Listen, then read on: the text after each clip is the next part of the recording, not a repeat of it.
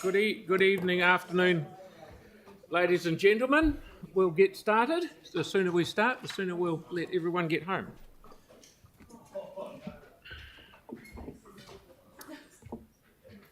So we're just reopening the annual plan meeting. An apology has been received from Sam McDonald for lateness, and Councillor Peters is on Zoom. G'day, Mark. How are you? And Jamie Goff's going to be on Zoom, but a wee bit late. And there are no declarations of interest recorded. So we'll start off again with the verbal submissions. And I'd like to ask Andrew Turner to come forward about the Littleton Reserves Committee, please. Welcome back, Andrew. Is it the Andrew? The Andrew.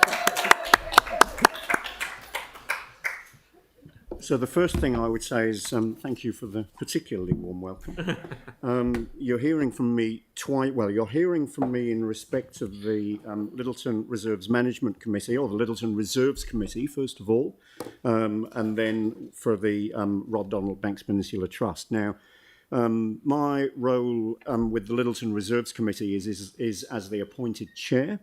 The community board appointed me to that role, and we're actually getting on beautifully with work in that reserve.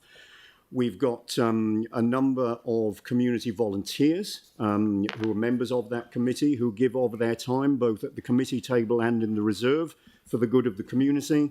And this is one of a number of reserve management committees or reserves committees across the peninsula that do this work. It's something that we have on Banks Peninsula that Christchurch doesn't have. So very simple submission from me on behalf of the Littleton Reserves Committee. Thanks for the opportunity to submit. And in fact, we just had our very first meeting as a committee just as submissions were closing. So the brevity of this is because of that. Really, this is about funding. We request that funding for the Banks Peninsula Reserves remain at least at the current levels. Obviously, if you could see a way to providing more funding, I think we could find a way of spending it effectively for the good of our communities. Maybe you'd like to think about considering increasing it in the long-term plan next year if it's not a possibility right now. We request that funding for the Littleton Reserves in particular, and there are two of them, Urama just above the west side of Littleton, and then the Whakaraupo Reserve, which is above Cass Bay. They're the reserves that are the subject of the terms of reference of our committee. Please don't think about taking any money away from us there.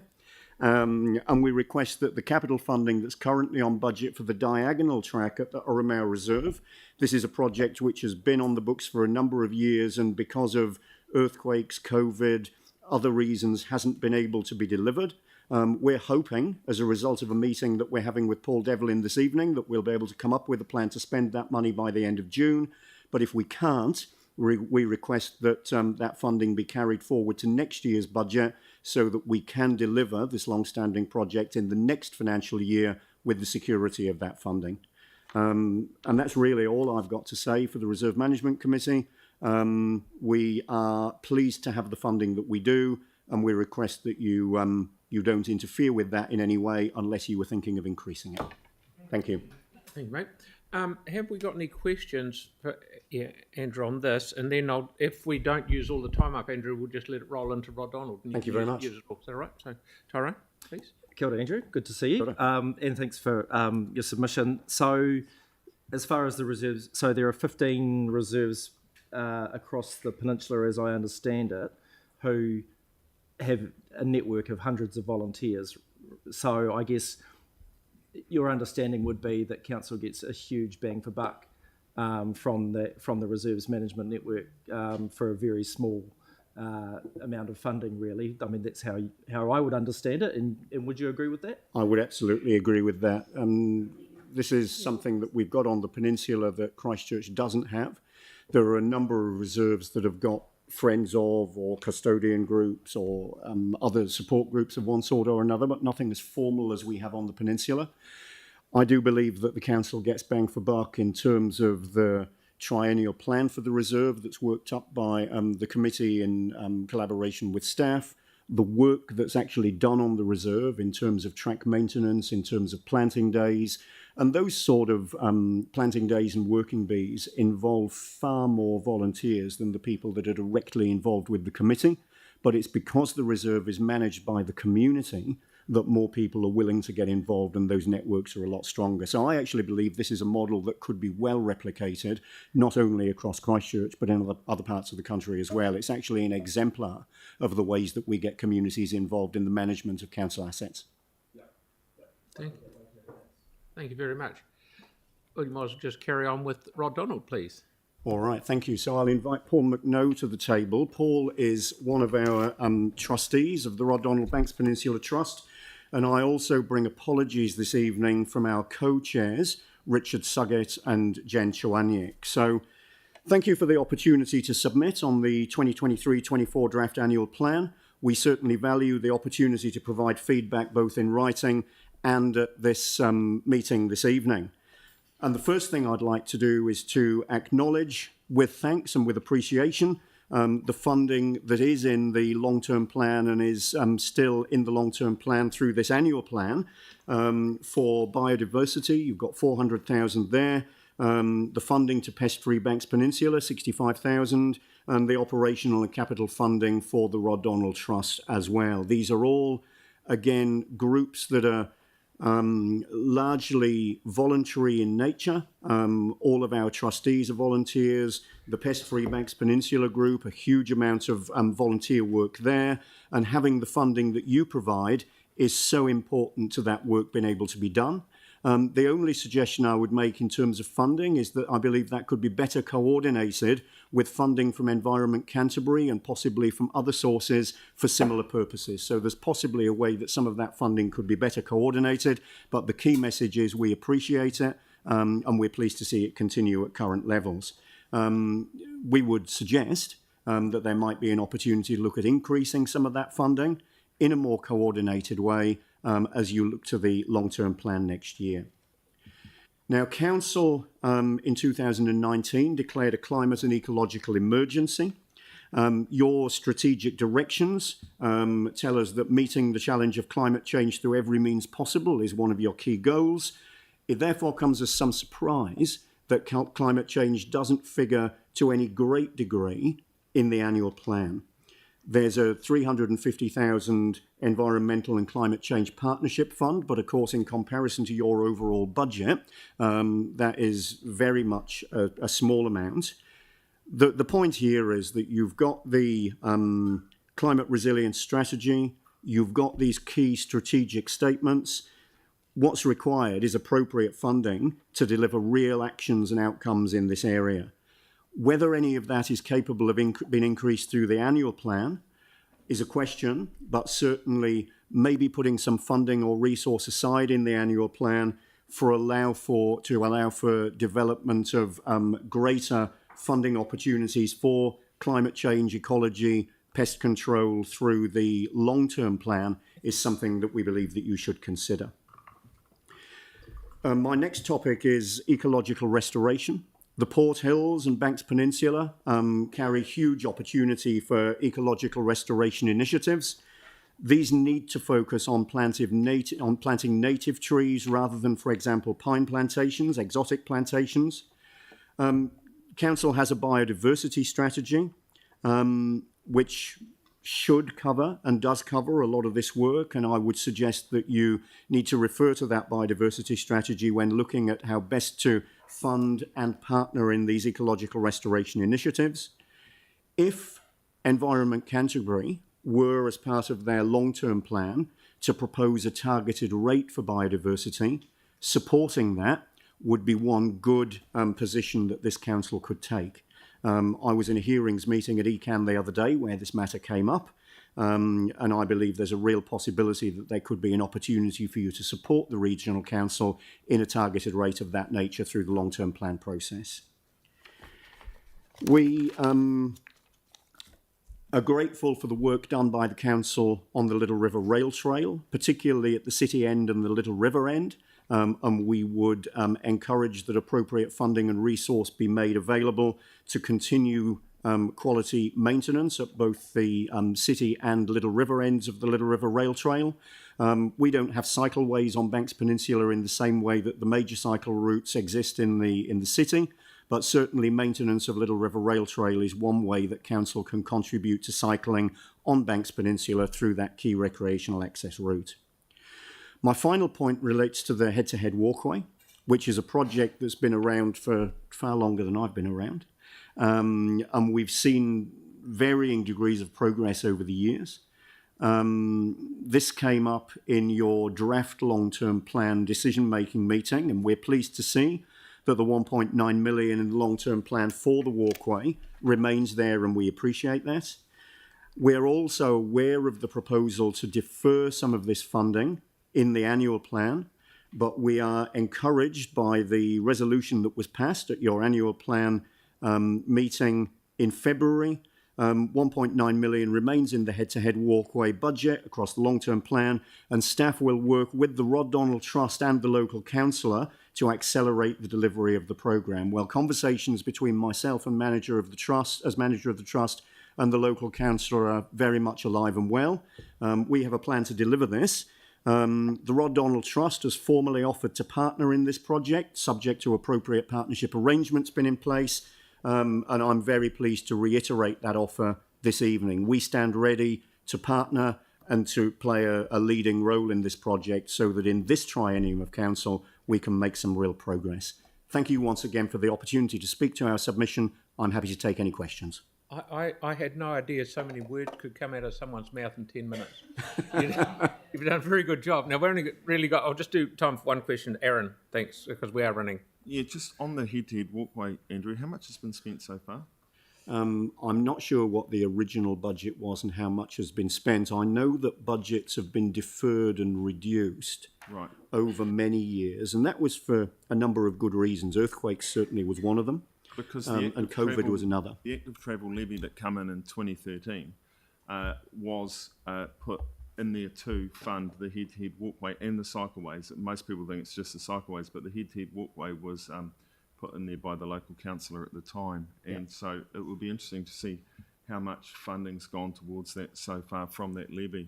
And that's the case. That was in the 2000, and you're absolutely right, that was in the 2010 term of council, when the levy was put on the budget for the major cycleways programme. There was also a component of that was to fund the head-to-head walkway.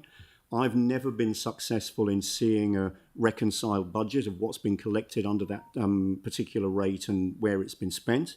That may be a way that you could justify some additional funding if it was needed, or certainly look at what has been spent and what we need in this next period to deliver. Phil, could we add that to the briefings list, or an update or a memo or something? So all actions are being Cool, thank you. taken.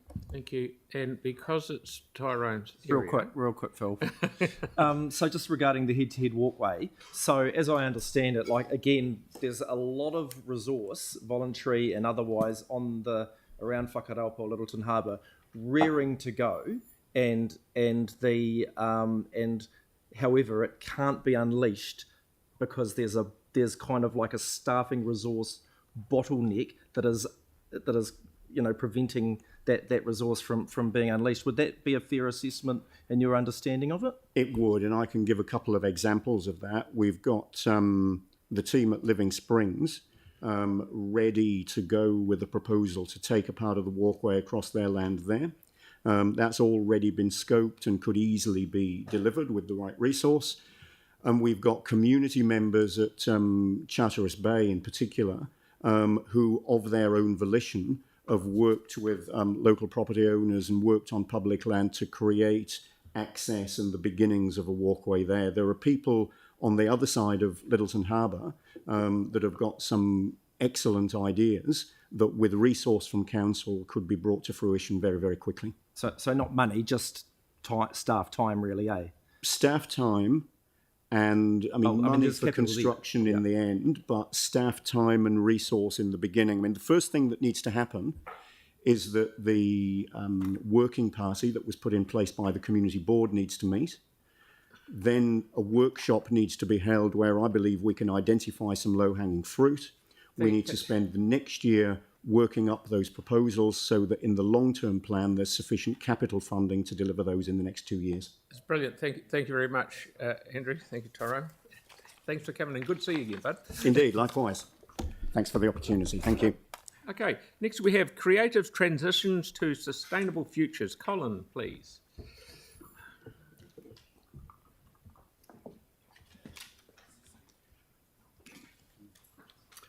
Kia ora koutou. Well, you've heard it all before. In submissions to the City Council and Regenerate Christchurch, always overwhelming support, though, for all of these ideas over decades of public lectures, NGO involvement. So how do I make a difference for all of us, honour that support, and does my knowledge, experience, civil and royal awards make any difference? Where's the... Right, okay.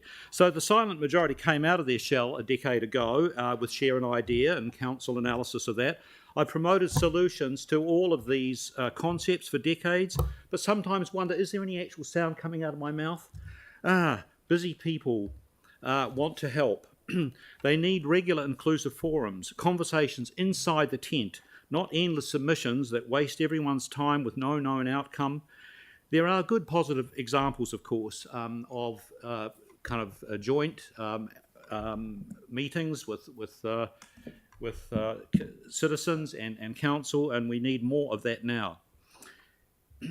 Here are some of my community-tested propositions related to Share an Idea's keywords: green and gold, eco-sanctuary constellations, golden winters, Koromako capital, Christchurch 360 trail showcasing our heritage, dollars from slow ecotourism, all leading to a distinctive city that ticks the boxes for first national park city in Aotearoa, New Zealand.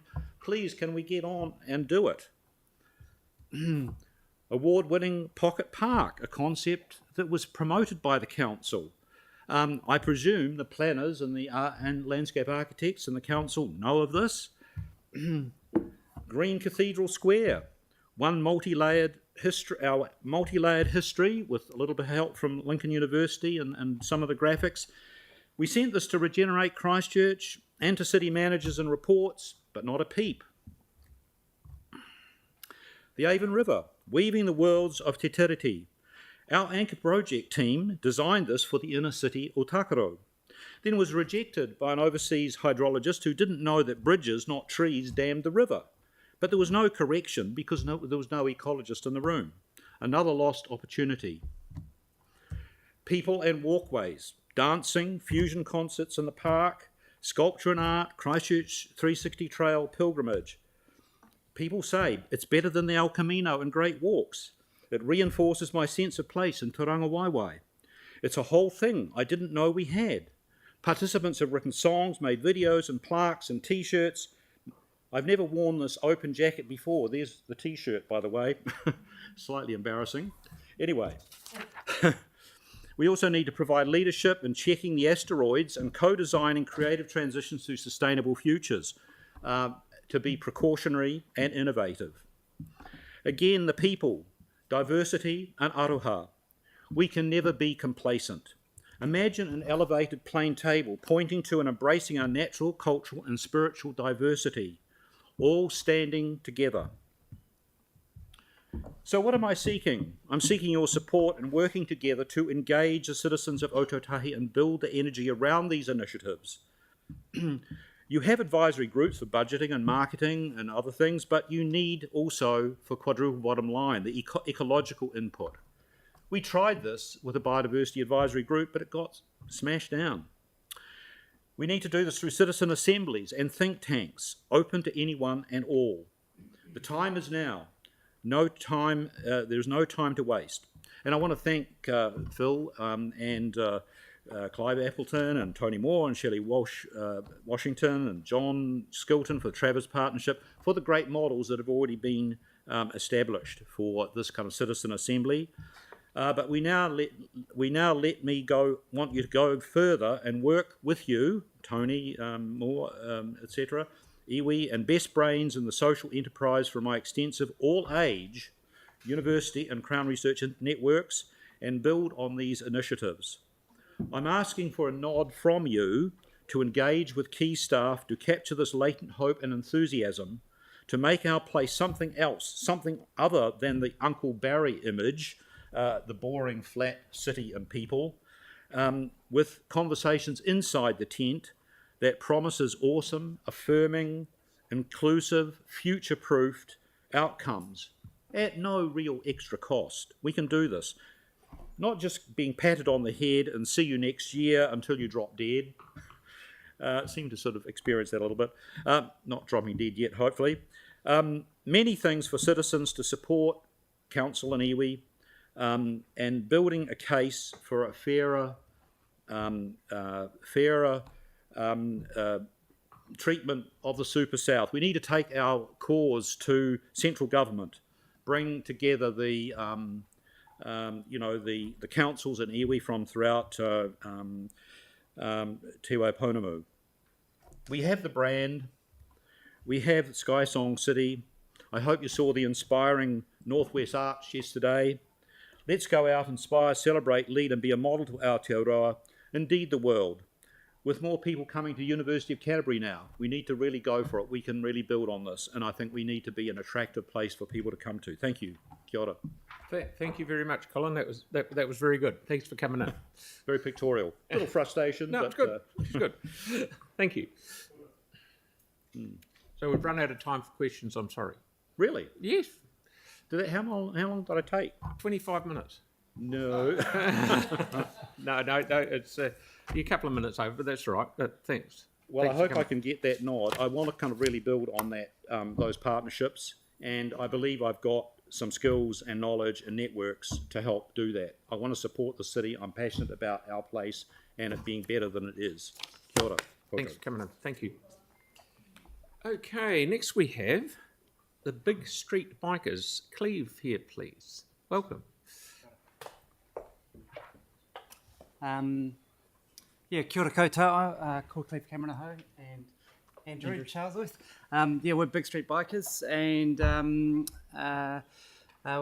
we're thrilled to be here. I wanted to share this image here. Actually, this is not Amsterdam. You may have seen this before, so it's actually Burnside High. It's to remind, this is a fantastic cycling city, and there's been some amazing work done over the years here to create more of a cycling city. And we can see an awesome ambition to further this, and we wanted to come here today and really congratulate you guys on that and show how we can help grow that even further. Do I press the nod? I can press the button. Okay, sweet. So Big Street Bikers, we're a accredited social enterprise due to the impact that we deliver. We're a Aotearoa-owned company. We launched the Locky Dock network here in Christchurch in 2020 and then have rolled it out around the country since then. So it's a world-leading piece of micro-mobility infrastructure, delivers amazing benefits for the locals and in terms of impact as well. And I'll show you a bit more of that.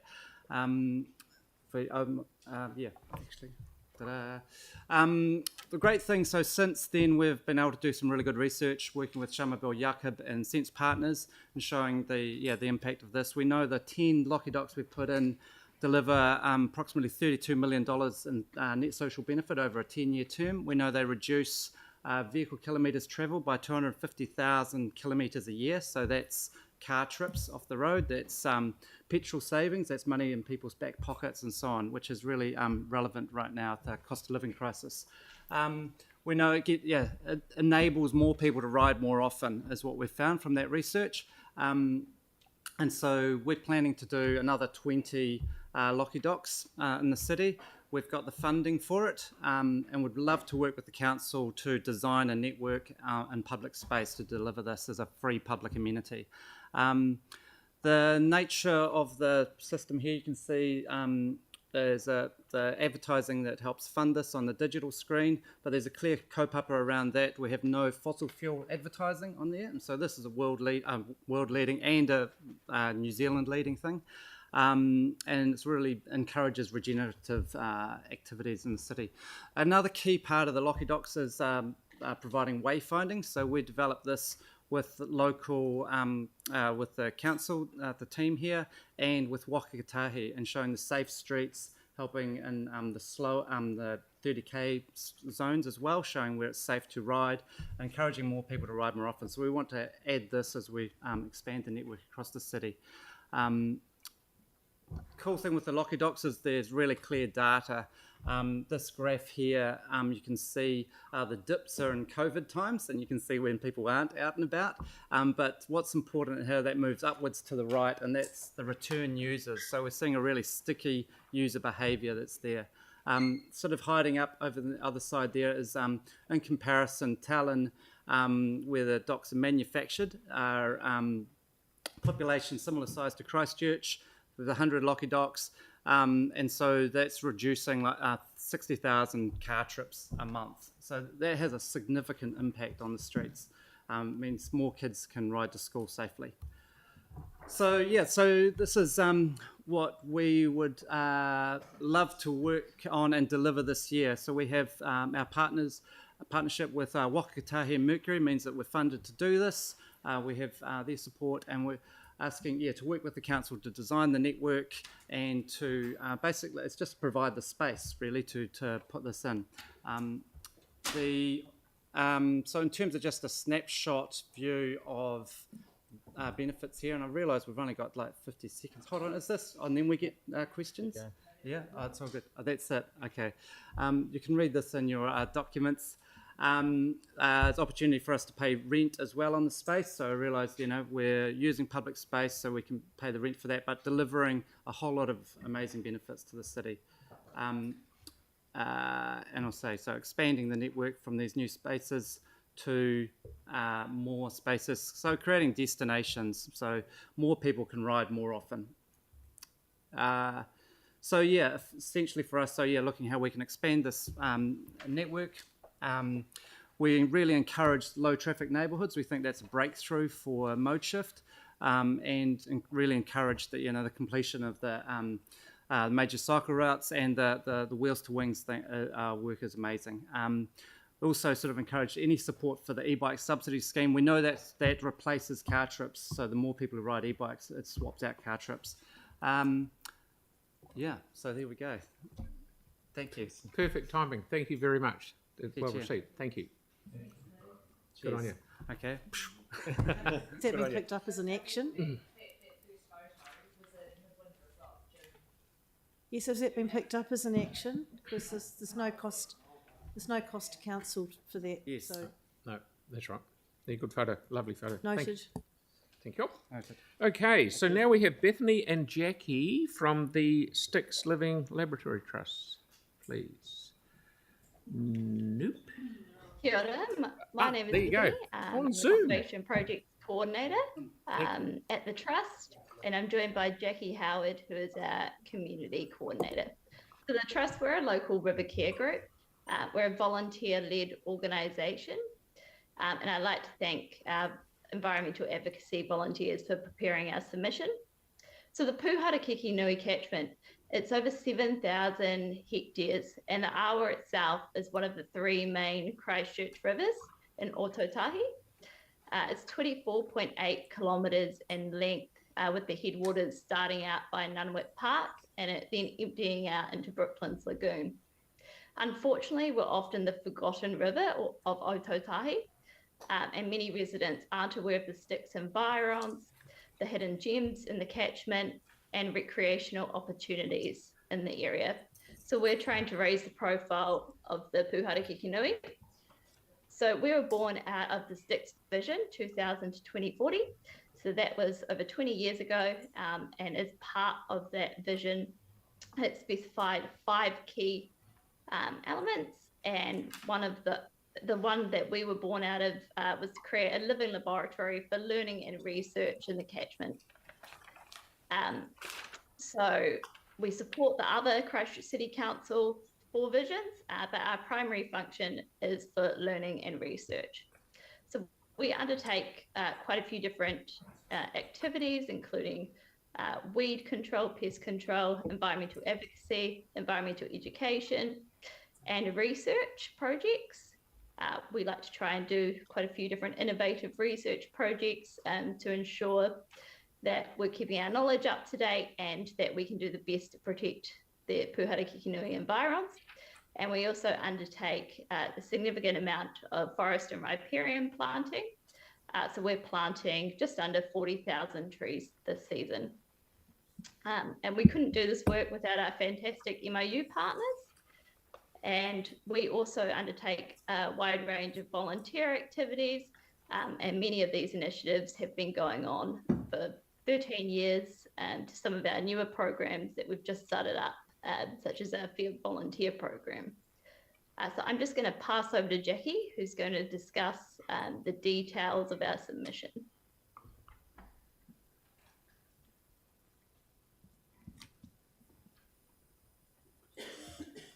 Thank you, Bethany. I was muted. So for our general comments on the submission, the first one is that the Trust generally supports the draft annual plan and in particular supports flood protection investment in the Puhara-Kikinui catchment, including 60386 SWFM flood model build sticks and citywide renewal, which is vital for the catchment. The stormwater runoff and flooding affects all waterways in Christchurch, but more particularly the Puhara-Kikinui and its main tributaries, which have been historically prone to flooding and stormwater contamination during significant rainfall events. This is even more prevalent with increased development in the catchment area and with future climate change effects. The next comment that we would like to support is the funding allocated for 60460 SWWE Styx River Tributaries Naturalization. However, we do recommend that the project be started as soon as possible by moving it into this financial year budget, or at least ensuring the necessary details and planned start time are set in advance to ensure the completion in the 2024 to 2025 budget. Work in this area will greatly aid in the reduction of stormwater runoff into the Puhara-Kikinui and its tributaries during future flooding events. Lastly, we would like to comment on the funding allocated for 65209 Styx River Puhara-Kikinui Regional Parks Restoration Development. Restoration of the regional parks within the catchment invites more members of the community to not only enjoy these spaces, but to connect with the river and other natural amenities these parks have to offer. This also helps support Vision 4 of that Styx document that Bethany mentioned, which is to establish the Styx as the place to be. Next slide, please. And further for recommendations, I'll try to get through this as quickly as possible. We would very much like to have the continuation of community partnerships funding to trusts like our own. Many of the activities that we do as a trust would not be possible without support from council. For example, the leasing of our field center and any land acquisition that needs to be done. And as we are on that limited funding, there's uncertainty about the future of the trust in terms of the work that we can accomplish, in terms of the other visions that we try and work on as well. And the next recommendation is reducing the scale of deferrals to the Styx protection and control of growth projects in the Styx mill detailed on page 76. And we would just like we're pleased with flood protection maintenance that's still being carried out, but we are concerned that the large deferrals and growth projects means that the actual risk and damage from flood events in the Styx will not reduce in the near term. Keeping more of the core improvements for projects for Styx flood protection in the near term budgets will pay dividends in decreased flood risks. We would also like to maintain the delivery package natural waterways funding for this year and in subsequent years. For what we can understand, there is currently a $400,000 spread across Christchurch City next year, dropping to $176,000 the following year and ending completely after this. This funding package is critical to the success of the Styx Living Laboratory Trust and our project Kotari. And this funding has enabled us to engage contractors to do things like large tree removal that's beyond our scope and paying for plants that Project Kotari then plants and manages. This funding also forms a vital part of the City Council, Styx Living Laboratory Trust, and Ministry for Environment partnership that the City Council have signed on to. Without this funding in the latter years of our project, it may be that we are unable to meet our agreed KPIs nor community support. And lastly, we would like to prioritize the prevention of further illegal encroachment by landowners erecting fencing along riverbanks. It's been a major issue for the naturalization and restoration of the riparian margins along the Puhatakikinui, Kaputahi, and Snacks Creek, as many local landowners are allowing their livestock to enter the river's edge by having their fences either in the water or on the edges. And allowing landowners to do so degrades the water quality through increased erosion, sedimentation, and runoff of pollutants, particularly during high rainfall and flooding events. There's also a high cost to our trust as well as council to resurvey these property boundaries in order to gain access to private land for restoration planting. And that, I believe, is everything that we have to say. I apologize for going over time, and if you have any questions, please let us know. No, unfortunately, we haven't got time for questions, but thank you for a very comprehensive presentation. Thank you. Thank you. Right-ho. Next, we have Sue Bagshaw about the Youth Hub. Welcome, Sue. Good to see you too, Phil.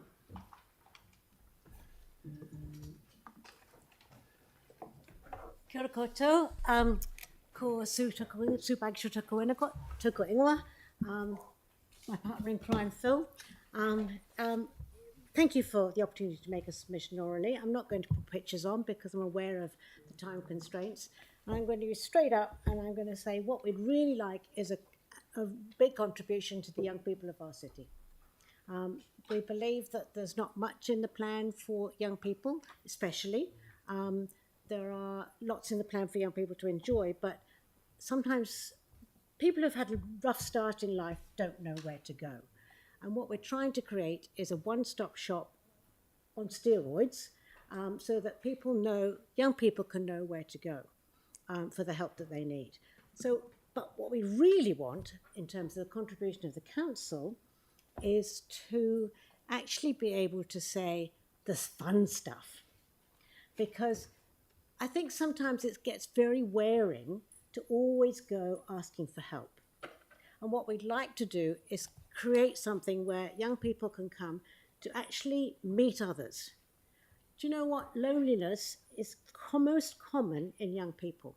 And we know loneliness contributes to depression. And we know that the mental ill health of young people is getting worse. The mental health is deteriorating. Lots of things have happened to cause that. Gosh, everything from the earthquakes onwards, mosque shootings, COVID, iPhones, not that they're causing depression, but they certainly contribute to not being able to socialise as well as people used to. What we want to create is a space where people can learn to socialise, can actually learn to contribute, get the confidence they need to get the jobs that they can get when they've got that really great contribution, confidence, and they can contribute to our city in a positive way, whatever kind of start they've had. So what we'd like to do is create a space where there's creative arts, there's sports and recreation, there's veggie gardening, there's a cafe, there's a job opportunity, there's opportunities for social entrepreneurship, there's youth workers and other people who understand their development to guide them, there's quiet areas, there's spiritual areas, so that young people of diverse cultures can meet together and start to understand each other. And what we really would love to then say to them, by the way, while you're here, you can get some help. We know that housing is in short supply for those who can't afford the high rents that are around at the moment. Most families help their young people to get a flat, or they give them a good start in terms of helping them to find somewhere that they can then move out of home to gain the independence they need. So what we really are looking for is that housing to be able to be available as well as all the other stuff. And what we're creating is housing, two types of housing, hostel housing and accommodation in more apartment type housing. And the idea is that they need to be looking for work or in training when they're in the housing. So then they can earn the income they need to actually pay for their own. And that's your first foot on the ladder of housing, if you like, self-sufficiency. So that's what we're trying to do. We would love the council to say, yes, we're here for young people as well as everybody else. Don't envy you your decision. It must be really hard. But at the same time, let's invest in people, especially the young people who are going to actually inhabit Christchurch in the future. So I've deliberately left time for questions.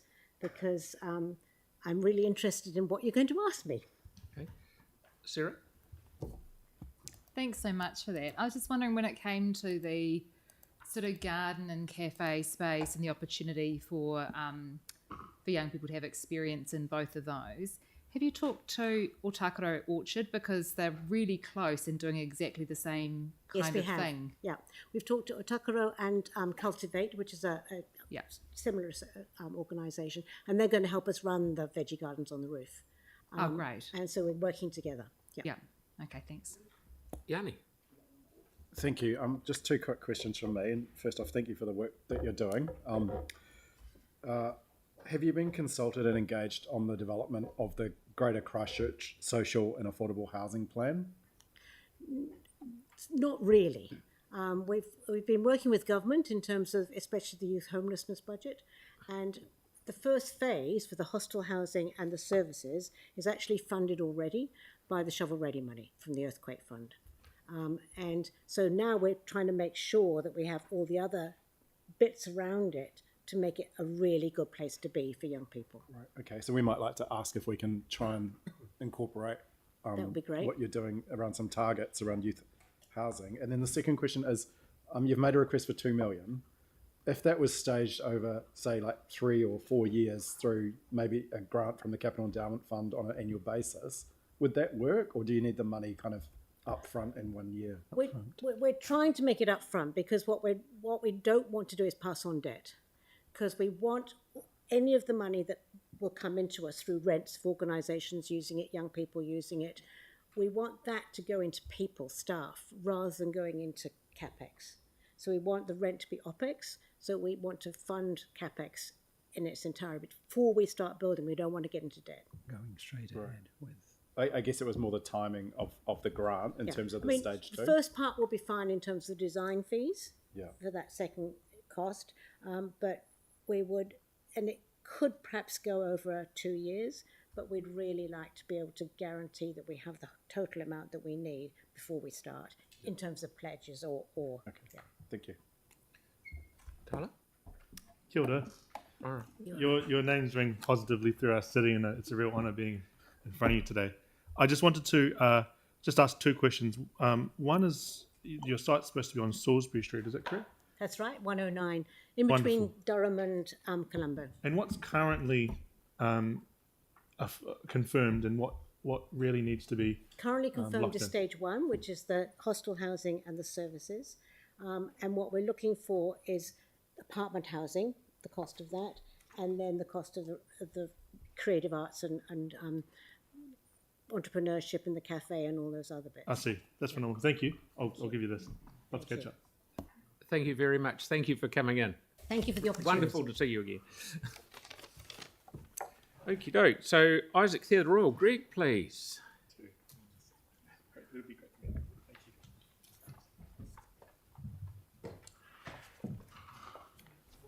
Thank you. Thank you, Mayor and Councillors, for the opportunity of speaking here. My name is Peter Marshall. I'm current Chair of the Isaac Theatre Royal. And to my right is Greg Ward, he's the CEO of Theatre Royal. To my left is Barry Corbett, he's on the trust of the Theatre Royal. And we have Jane Bryden with us, who's also a director on the board. Ex-City Councillor and very famous tram driver, I might say. He's very charming as well. Thank you. I don't want to speak to... I'd like to leave enough time for questions, and picking up some what happened to the previous submissions and presentations. Look, I'm sure you're all fully aware of the Theatre Royal, and I'm sure you've all been to the Theatre Royal. You're all aware of what a splendid building it is. Anna Crichton, a fellow director, was here as well. She'd wax lyrical about the oldest Edwardian theatre in New Zealand, etc., etc. It's a marvellous space, and it was a great shock and a loss to many of us when the earthquakes arrived and we had to deal with rebuilding. It was a pretty bold decision made by the current board, and a quick assessment of where things stood relative to insurance, fundraising, etc., meant that we really were, or the board at the time was very stretched, and it was pleasing, and I'd like to acknowledge the council at the time in basically being open and upfront about providing a loan. This is what we're talking to today. I would remind the council, and Barry confirmed, being a councillor at the time, that the loan was initially intended to be a grant, but you can imagine the demands and pressures on the council at the time. It was felt the best way forward was it to be as a loan.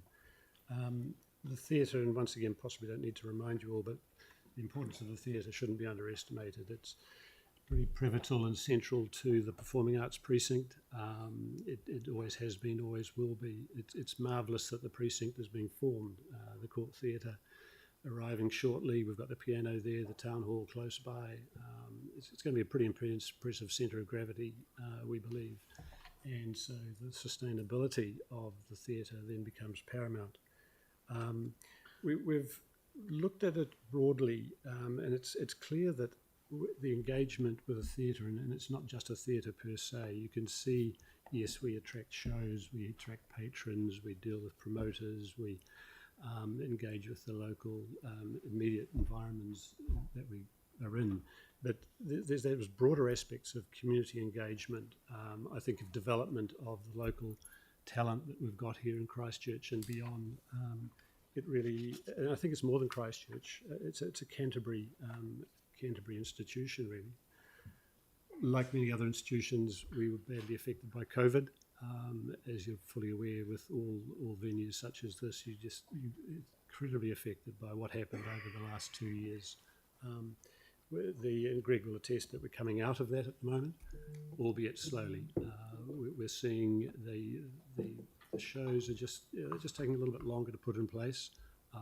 We're putting things in place. We're finding they can get postponed quite easily. So, whilst financially we're sustainable, it doesn't take much to sort of put us in a position where we need to look carefully at things. We're one of the few venues that don't require council funding at the moment. It's certainly we'd welcome it, which is partly why we're here, of course. To cut to the chase, we have this loan in place which has been rolled over already. It comes due next year. We would like to submit that this does become a grant as originally intended. We understand what we're asking for. We understand in the context of the environment we're in, it is a big ask as well. But I just have to say that the theatre's in pretty good shape overall. At the moment, the loan sitting there becomes a liability that stops us and affects us doing many of the other things we want to do and need to do relative to both the community, to the building, to some of the CapEx funding we need just to keep the theatre alive and well. I'll probably stop at this stage and probably ask if I've forgotten anything, team, or open it up to the questions. Any questions? Okay, thank you. Is anyone, Aaron, please? Next year, what is that number? The outstanding loan? number Yep. on the loan as of It's next year. 2 million. So it'll be 2 million next year. Correct. Okay, cool. Okay, that's all questions. Thank you very much for coming in and letting us know. Good to see you again. Okay, thank you very much. Okay, so we've got on Zoom, Inglefield Residents Association, Irinka and Michael.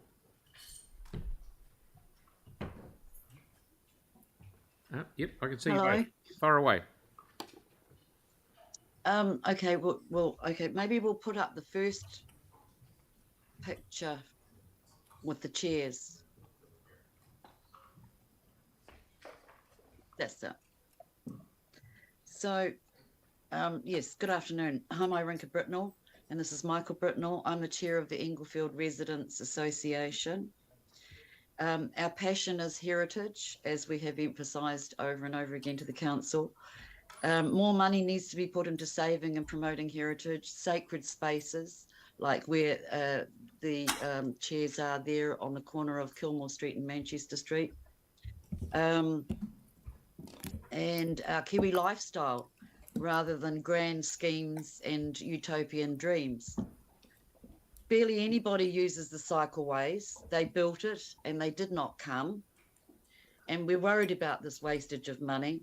There's probably going to be the same with the boxes made of tiki-taki around the place. Public transport can be unreliable and unsafe as well. People do need their cars, and they do need places to park their cars, and they need to be able to come to the city and park their cars easily. We would like to see the Christchurch City Council be more fluid and flexible with red tape and lose some expensive weight, which is crushing our people. We should not have to pay more rates subsidising developers who are turning our garden city into a concrete jungle. Where are the trees and birds? And where do the children play in these concrete units? So change to the other picture now, please. I mean, look at this. This is built right up to the curb, and there are many others. There's no parking. This isn't Brighton, this one, but there are many, many other bad examples, but this is extremely bad. And it's just crazy. We don't understand the logic of this. So where are the trees and birds, and where are the children going to play in these concrete jungle units? We want a city and a garden with happy, successful people. That is what this Christchurch is supposed to be. And you know the rest. Thank you very much. I'm just going to hand over to Michael, who's going to embellish a couple of points. Yeah, well, we're just looking at those flats, which we noticed when we were in Brighton the other day. There's about 50 units being built on those sections on the corner of Hood Street and Marine Parade. We hear from the council and regularly, in the paper and wherever about global warming, seas rising, but where's the mitigation for that in these flats? They're built at ground level. They're about 50 metres from the sea. I mean, why are we investing millions? Obviously, millions in dollars. I don't know how many, what it costs to buy one of these, but the typical price around town is about $500,000 for a flat that's got a lounge in it that's about 3 metres by about 4 metres. There's no drive, no parking. If you're a cycle user, you'd have to park it in the lounge. So who are they selling them to? They're aiming to sell them to people in Singapore. Who what do they want them for? It's just madness. And I mean, in Armour Street, which is not far from where we live, you can't get a park in the street now because they've built flats with no parking, no access. But people still want to drive a car, like Arinka said. The future is not that it's not going to be one with no cars, because they're promoting electric cars. They expect everybody to have an electric car. The cars are going to take up just as much space in the future as they do now. And at the moment, with the current situation, say on Armour Street, for instance, they've only built over a small percentage of the land that they're intending to build over. It's already causing a disaster. The road is parked out all the way to Stanmore Road. You've narrowed Armour Street. They already narrowed it to make it harder to drive down there. Now, both sides of the street are parked on, and cars coming towards each other, you've got to be very careful and sort of slow down and pull over and give the other car, make sure he's got room to come past you, because it's just ridiculous. So what is the future? Where is the mitigation of these problems? And I mean, what we see from the council is, okay, fair enough, we need a lot of new houses, but it looks like just sort of a grab for more income. We want quality. Quality, not quantity. Okay. We're losing all our green space. Okay, I've got one question here from Andre. Please. Thank you. So some people prefer to live in apartments. For example, desperately single people like myself who don't necessarily need the space. Are you saying that people shouldn't be allowed to live in apartments in Christchurch? No, we're not saying that at all. But what we're saying, you're saying they shouldn't be allowed to be built. Sorry, I didn't mean to talk over you. No, you're right. What we're saying is that appears to be the only option for what they're building in the city. Okay, there is no other option. Remember that we've done away with, we're having problem with an egg supply at the moment because we've done away with caged hens, because it was, no one wanted it, okay? And now we've got people living in similar conditions in these little boxes, they're like hen cages running down there. They're like prison cell blocks that we've got down in Armour Street. It's unbelievable. They paint them a nice colour and they put a wee bit of something at the front, a bit of an entrance to make it look, great, but it's not. But you're saying so they should. Rubbish. So you're not saying they shouldn't be allowed to. You just don't like it. Well, No. What we're saying is that they should be more beautiful, have trees, a bit of trees and gardens and things like that. Yeah. There doesn't seem to be any consideration for any kind of beauty. And this pushing all the your cars, the car parking, pushing it out onto the street Still need car parking. Yeah. is ridiculous. Okay, well, And this is only at the very start of this process. Thank you. And if you're in an apartment, as a single person, you'd probably still want to have a car, especially if you were going to live in Brighton. There's not even anywhere to put your bike. If you're a bike rider, you have to keep it in the lounge with you. Personally, I prefer a mansion. Thank you guys very much for your enthusiasm. We've just run out of time, so thank you good, for Scott. thank you for your submission. Thank you. So, Thank you. Thank you. As an action, can I please find out why we're allowed to have these developments right up to the footpath and there's no amenity? Are there certain zones where that's allowed or not? Look at that. Because that could be Manchester and Cambridge, or Okay. Edgware and Cranford Street, all happening Anne, right up please. to the road. Sorry. Anne from Spokes, Canterbury. Welcome. What about all those people who live in New York? Kia ora koutou, I'm Scott Tokoingoa. I'm here speaking on behalf... Can I start? Yes.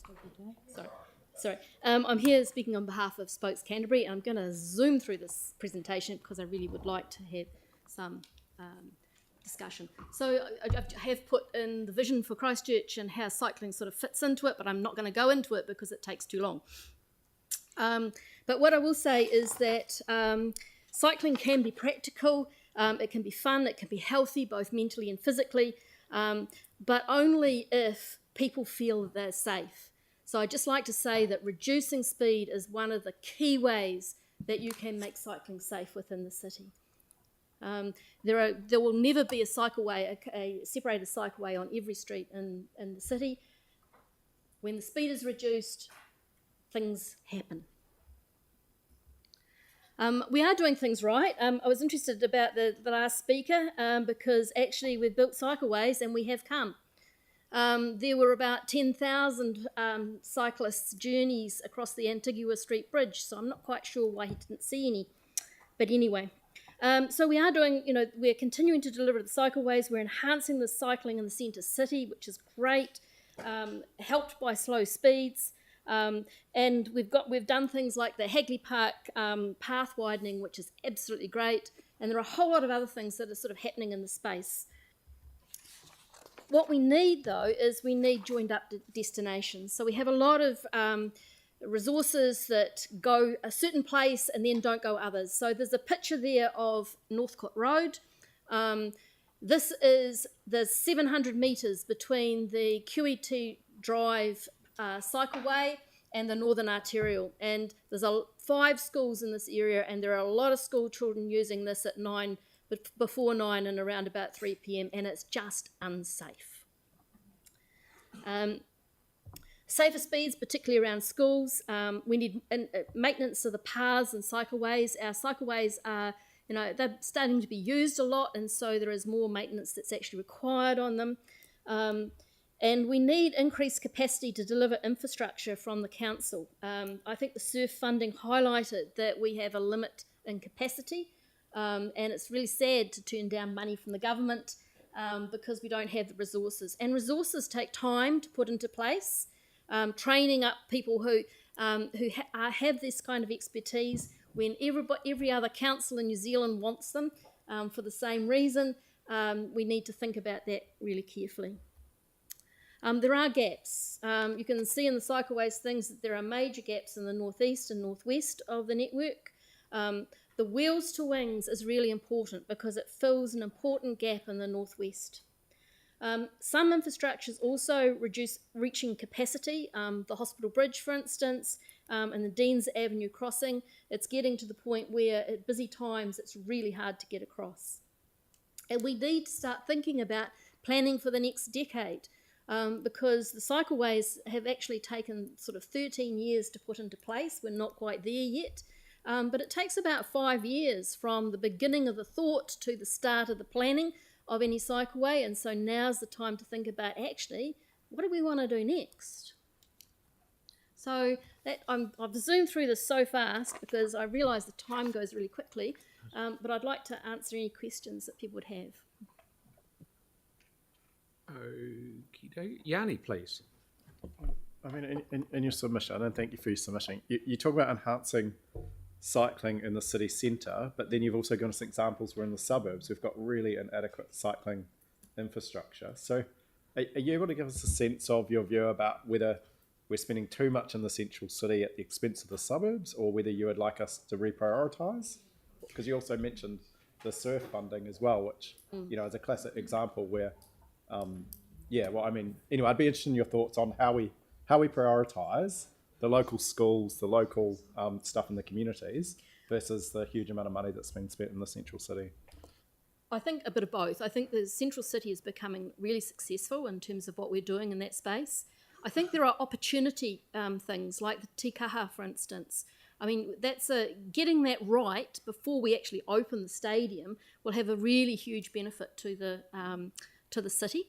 And so I see that kind of as essential funding.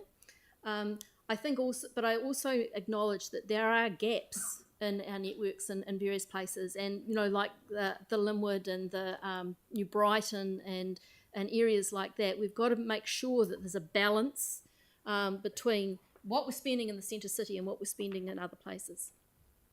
Okay, thank you very much. Unfortunately, we have run out of time, but thank you for your submission. Thank you. Okie doke. Yvonne, please.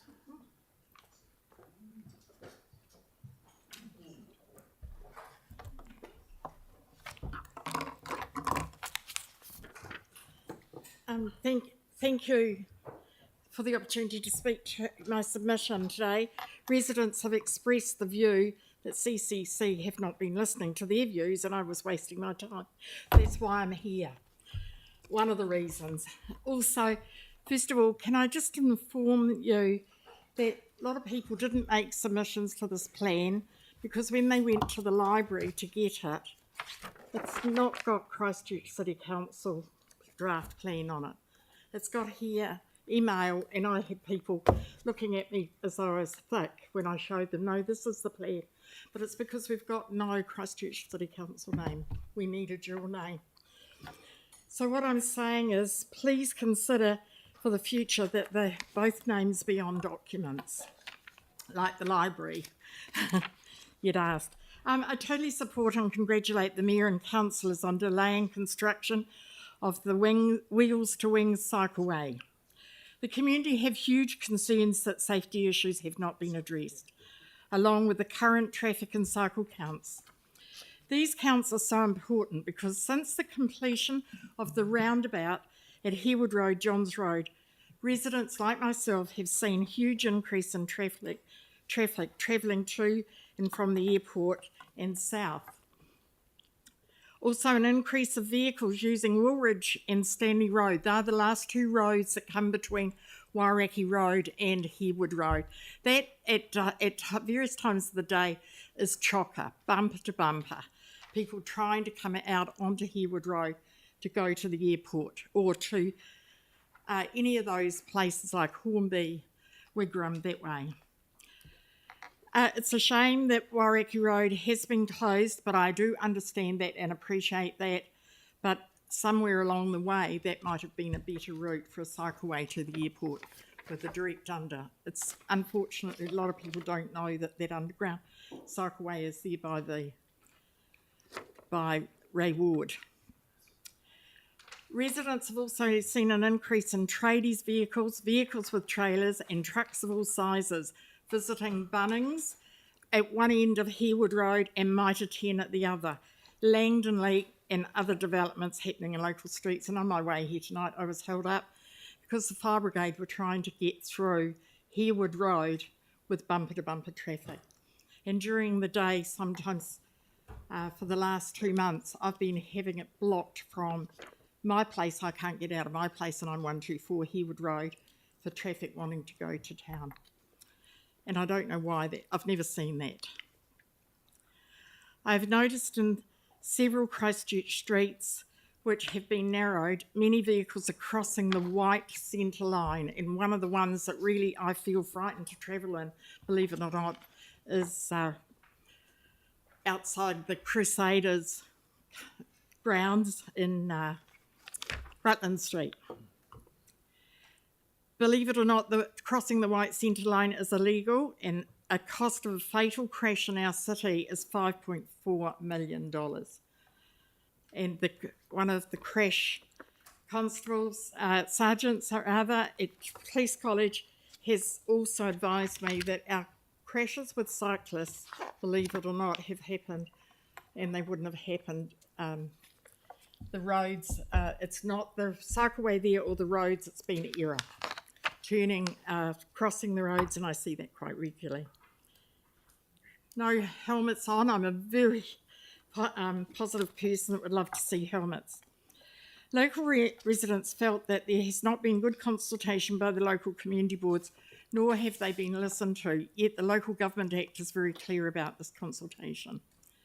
Christchurch Community Boards top New Zealand with best practice awards for excellent consultation for many years once best practice awards came in. Residents attended many different forms of consultation, such as a workshop, cafe-style workshops, facilitated meetings with questions and answers, etc. Submissions by the community board then would be based on the community's views. A large percentage of wheels to wing submissions were based on cyclists who lobbied for cycleways, and I do support them, don't get me wrong, but it's where do we put them and which is the best way. But the wings to wheels lanes, yet did they live in the local community, cycle daily for work or to the airport, or even live in Canterbury? I actually sat here, Mr Mayor, about 6 years ago advocating for lower speeds around schools, so I'm really passionate about the speeds, and I feel that council hasn't gone far enough. They should be Saturdays as well, in fact 7 days, because so much activities now since the earthquakes happen outside of schools or on school grounds. Not every resident feels confident about making a submission, however they are certainly very happy to sign a petition where council appears not to recognise or take into consideration at decision-making time. And our definition of a petition is petitions are a formal written request signed by a group of citizens or residents and submitted to the official person or organised body, and in this case the council, to initiate an action or make a council aware of an issue of public concern. Thank you, I'll Yvonne. stop there. Yeah. Just want to say, Mr Mayor, that job seekers, at the moment, I'm helping some job seekers, they can't get a job unless they've got a car because there's no public transport, and that's from Ferrymead right across to south of Rolleston. Okay, thank you. You got one real quick one. I know. And Yvonne, just noting the quickness of this answer too. 2 questions, really quick. Okay, fine. One question. Can you talk to me about your experiences with the consultations and community board? Okay, actually... And bullet points. Right, I'm going to tell you Sorry, that Phil. I was very... I don't know why I didn't sleep last night, because just before I went to sleep, came through on my Facebook consultation for my Maori Road with a plan. That is never how we did it. We had consultation staff who, with the community board, went out to the community and found out first what were the issues if we widen Harewood Road, if we narrow Harewood Road, or we're going to have a big facility like a justice facility. So that was the first thing, and that was fed in. In fact, we would never have we would have had a park on the Cranford Street land, and yet it had so many springs in there, and it was the communities who told us. So they went away and came back with a plan incorporating. So it's that finding out first, then going to it. Thank you. All right. Thanks. Thank you very much. Good on you, Phil. Okie dokie. Now we have on Zoom Nathaniel and Will be, please. Is Hayley with you at all? No, as unfortunately Hayley couldn't make it, so it's going to be short and sweet, this one. Yeah, Living Wage Movement Aotearoa. Thank you. Go for your life. Great. So we're really just here to give you a bit of a thumbs up because we know that the annual plan that you've looked at has a lot of concerns around inflation and really trying really hard to keep costs low. And we just want to make sure that you know how meaningful it is to us as a movement, the Living Wage Movement, that workers are also experiencing this cost of living crisis, this inflation crisis. And for those workers at the council to know that they're secure, that they're going to continue to be paid enough to get by, is really important. So we just want to express gratitude to the council and to council staff for standing by those workers in this inflationary environment by paying them a living wage and also being a role model for other organisations. And just so you understand how meaningful this is and how much it means to the workers, both at council and across the city, I've also had with me one of our an employee at one of our living wage employers, Will Be her, who's going to talk a little bit about his experience. So please, Will Be. Kia ora koutou katoa, he ori ahau no tāwhiti, ko Ngāti Paki ahau, ki te noho ahau ki te Addington, he kainaki mara o te Addington Farm, ko Wilby her toku ingoa. Yeah, my name's Wilby and I am a market gardener and I work for a very small organisation called the Addington Farm. We have a huge focus on growing kai sovereignty and food resilience. We grow a lot of kai in a small amount of space. I want to mihi, firstly, the living wage movement. For a long time, I wasn't paid the living wage. And about mid last year, the organisation I work for made a commitment to paying me the living wage. And that was in a large part due to the mahi that the whenua and the living wage movement have done in Ōtautahi to show employers how important it is to look after the well-being of their employees. It has given me a lot of peace of mind during this current cost of living crisis. Every week I go to the supermarket, I see prices lifting, accommodation prices are lifting, and weekly budgets are tight. And when bills come through, I actually feel a huge peace of mind as I know that I am being paid the living wage. And it gives me so much security. I can sleep at night and I have a huge amount of peace knowing that this year I am going to get a pay rise. I'm going to be bumped up to $26 in the coming months. And that is a really direct reflection of the cost of living increases that we are facing in our community. It gives me so much reassurance that the employer I work for cares about my well-being. And so I want to also mihi you, the City Council, for continuing your commitment to pay your kaimahi the living wage, as you have no idea how much of an impact this will have all across Ōtautahi, with all the whānau and all the people who are impacted by that decision that you have made. So kia ora, over to you, Nathaniel. Yeah, just thanks so much for listening. Really appreciate the work you're all doing. Great annual plan, and thank you. And if you have any questions, go for it. Otherwise, cheers. Okay, thank you. There doesn't appear to be any questions, so thank you very much. Okay, so next we've got James from the Boat Safety at Naval Point.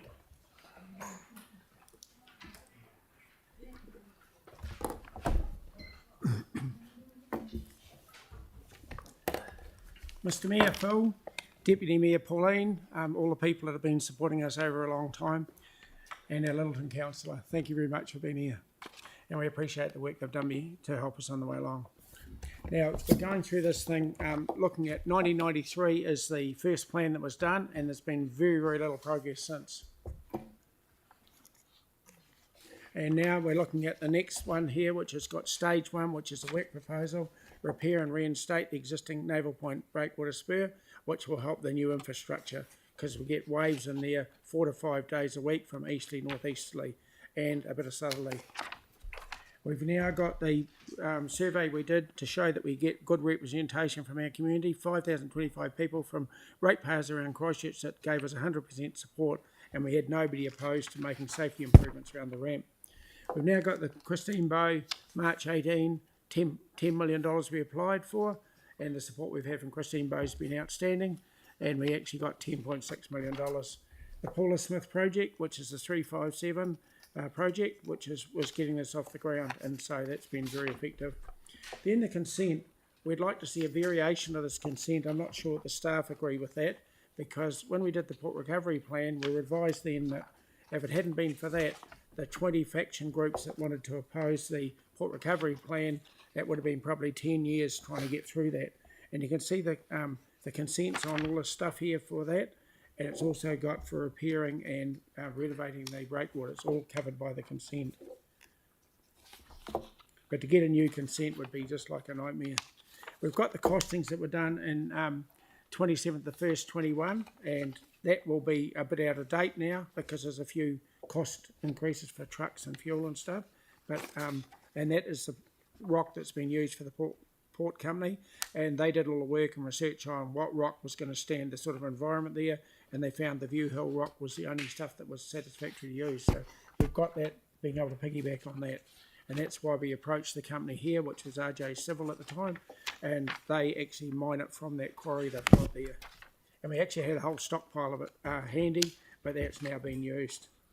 The next page has got about the breakwater, and it's got the removal of the breakwater. We don't agree with that because we think the infrastructure that was there, which was designed by Gary Tier in 2000, is actually magic, and it keeps the waves out of that environment there probably 5 days a week, or maybe more sometimes, from easterly, northeasterly, southeasterly, and some southerly as well.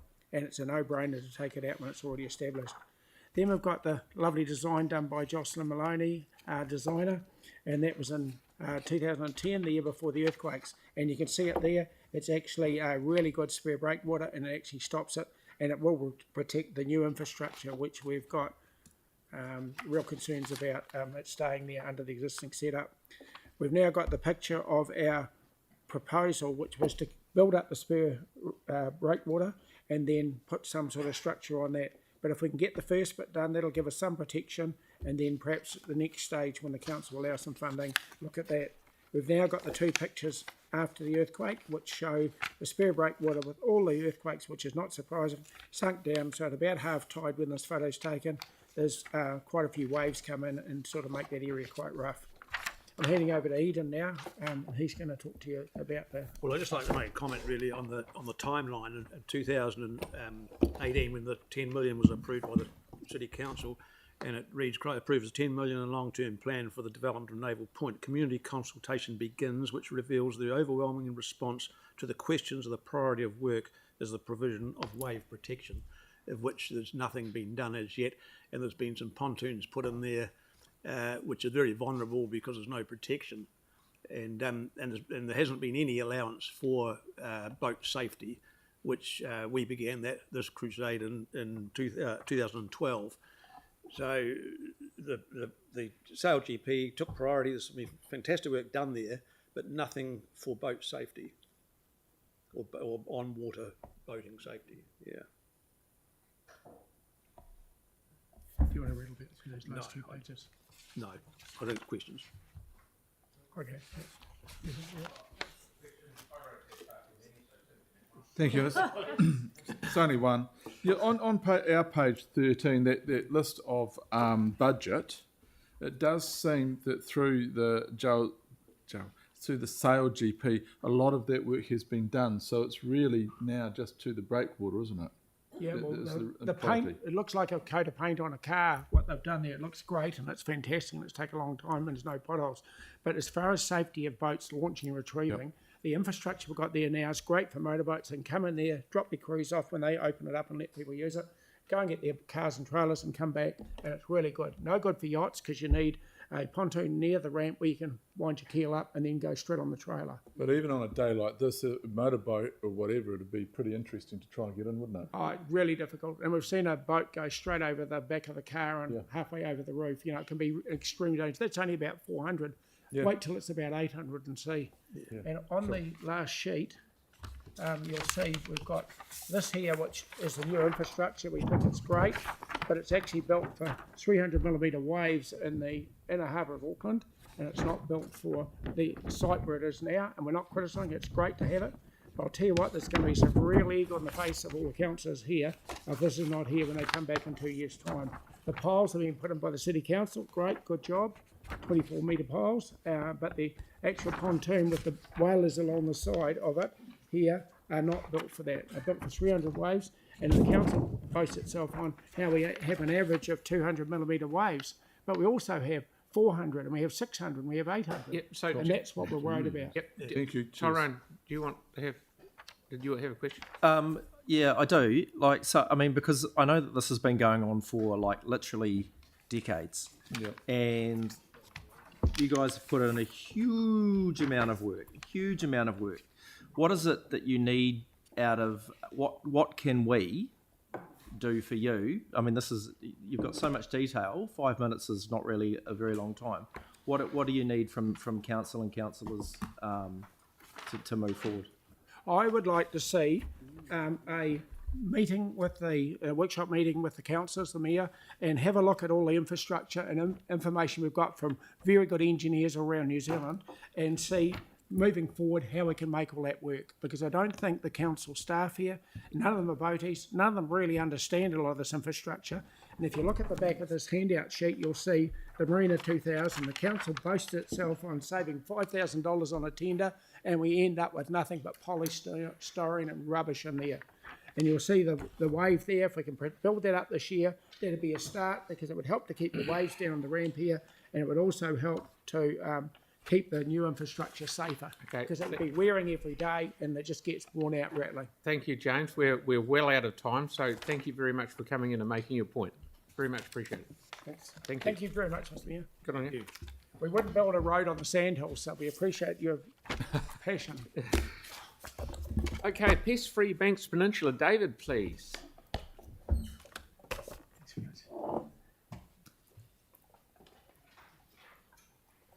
Thanks for warming up.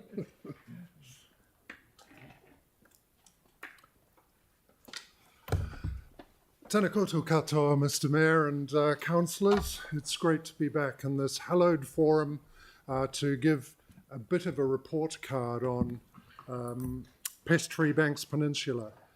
I am joined, I'm very pleased to say, by our overall project team leader, Tim Schoberg, and I'm really glad he's here, because rather than reciting the information and data that's in the submission that we made, I thought, let's use the time to get an on-the-ground assessment from Tim, and he can answer your questions in a way that I couldn't dream of doing. So I just want to start, though, by saying how grateful we are to the City Council for the support, ongoing support and commitment you've made to this project. We are extremely fortunate to work with your fabulous staff on the ground in design and implementation. A shout out to Paul Devlin, Alison Evans. They're doing a terrific job, and many of the other staff here in the council chamber, here in the council offices, are giving great support too. So, Tim, would you like to give us an update on how things are going? Sure. Kia ora. Cheers, David. He's kind of throwing me in the deep end here, and I'm much better at setting leak hole traps and speaking in front of you, so I'll do my best. So Pest-Free Banks Peninsula, we are at the stage of building credibility and legitimacy with our community. We are undertaking very intensive possum elimination on both private and public land, and overwhelming support from the community. In fact, we cannot keep up with them. There is some really good examples of the community really, keen and eager for this. And we were going to sort of be talking about, the tallies and everything else, but the reality is the community are seeing the benefits of what we're doing, and there's a couple of key examples I'd like to share with you. Simon Rogers, who's out the back of Onuku Marae, himself and his wife and their dog have removed about 500 possums the last 4 years. Since we've gone through there, he hasn't found anything. So operationally, we're going good. We've got a few learnings to do and challenges to scale this up, but by and large, we're hitting our targets. And That's after how many bait stations dispersed? Fair bit of work. It's very intensive what we do. We need to expose every possum's core home range, so there's lots of walking around the scrub.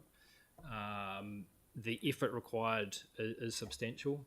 We're currently working over just over 1,000 hectares, and the aim is the 23,000 hectares.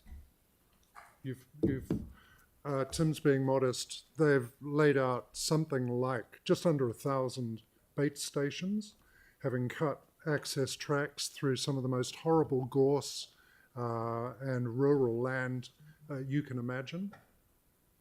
And in Le Bons, you found a similar story, didn't you, after putting out the road barrier? That's right. So the Le Bons Bay community, very proactive community, they've really come to us and said, look, we know it's going to be a while before you come around in your elimination project, but there are possums here. So we have set up kill traps and really been cleaning up those possums through there. So much so that in the last week we've had 3 landowners come back to us and say, actually, we are always seeing possums on the road. We're not seeing possums now. To give an example, I think 25 of our possum kill traps have killed just under 300 possums in about a 3-month period. That is a lot to do with the investment in our team. They are very sharp at what they're doing and very proud of what they are doing. It's very disconcerting sitting here watching the clock count down, so I'm just going to leap in and say our major funding for Pest-Free Banks Peninsula runs out in 2025.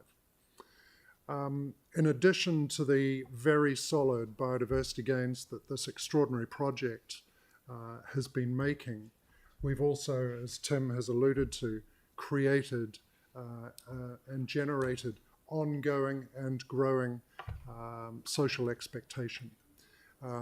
So the seed I would like to plant with you all is that our funding needs will only continue to grow.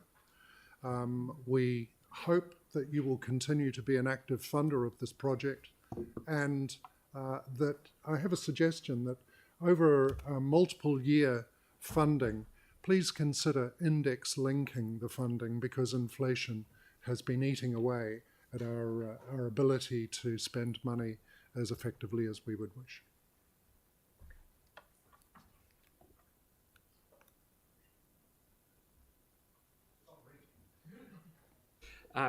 Tyler. Kia ora.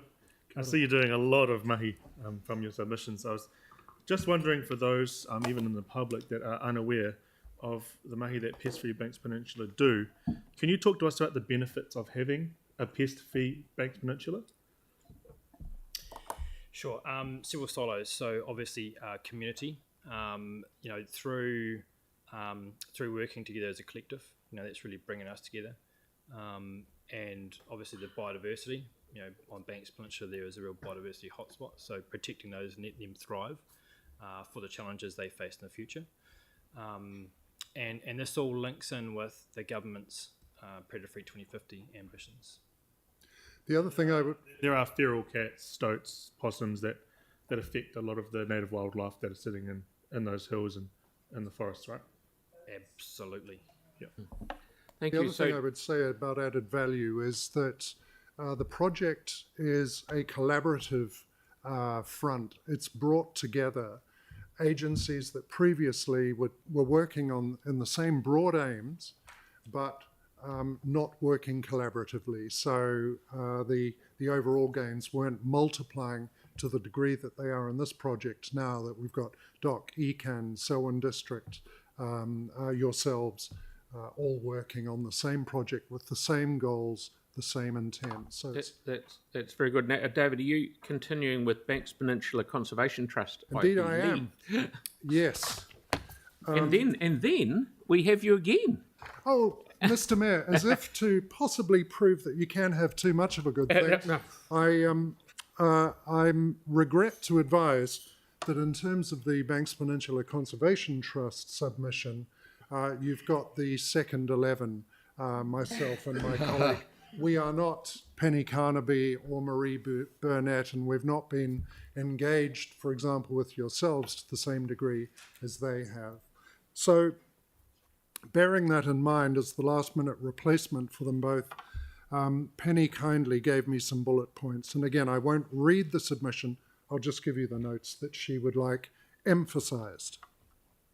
The first, the Conservation Trust is grateful for the current funding of grants which have been confirmed by the Council for the 12-month period from 1 July this year from the Environmental Partnerships Fund.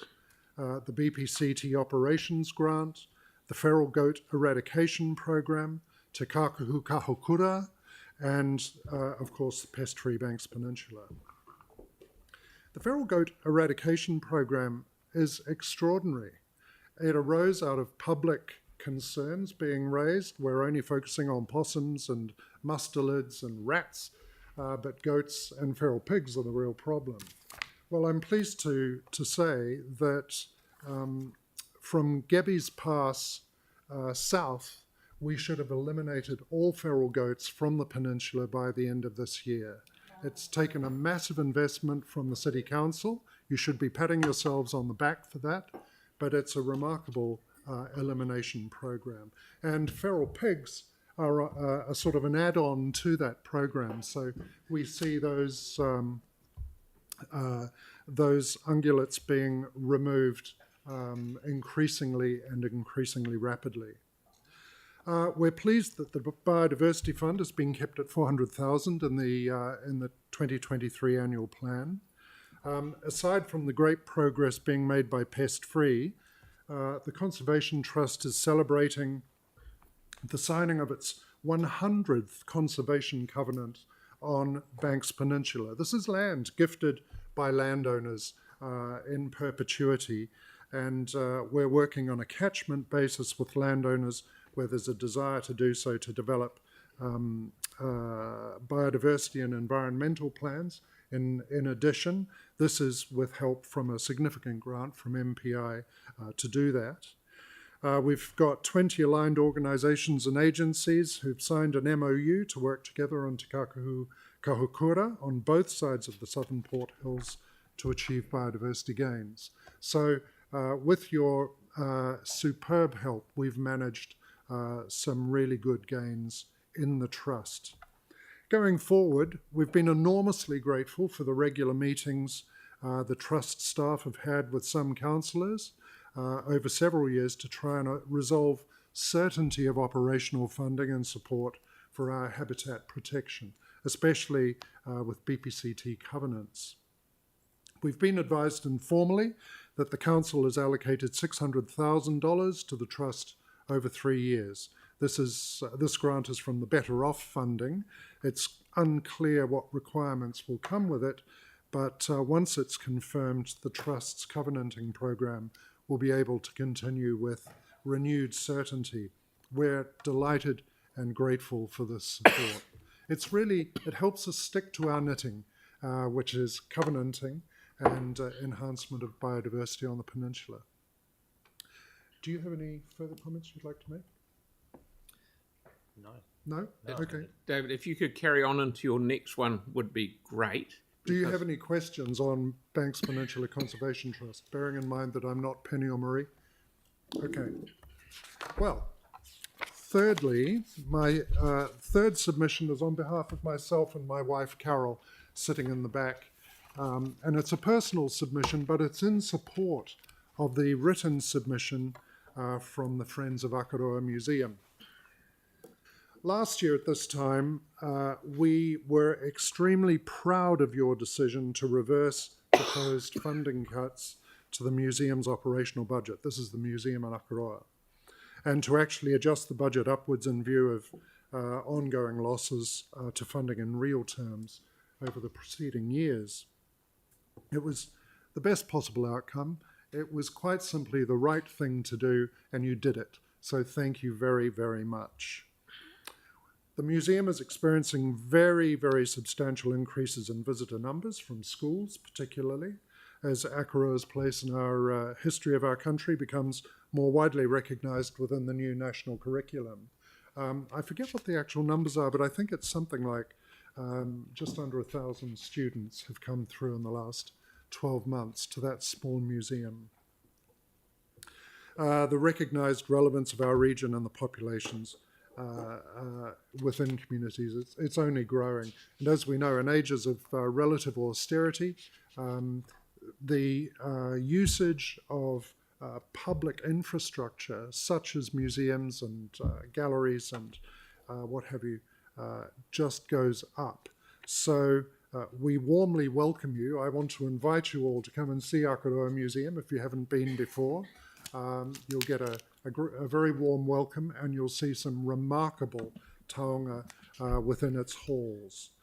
As the Christchurch Museum is going to be closed for the next 5 years, the importance of maintaining and improving the levels of service in Akaroa Museum only grow accordingly. So we hope that you will not be tempted to cut the operational budget to the museum, that you will recognise its importance, its relative importance, nationally and locally, and we look forward to your continued support. Thank you again for what you've done for our treasured museum in Akaroa.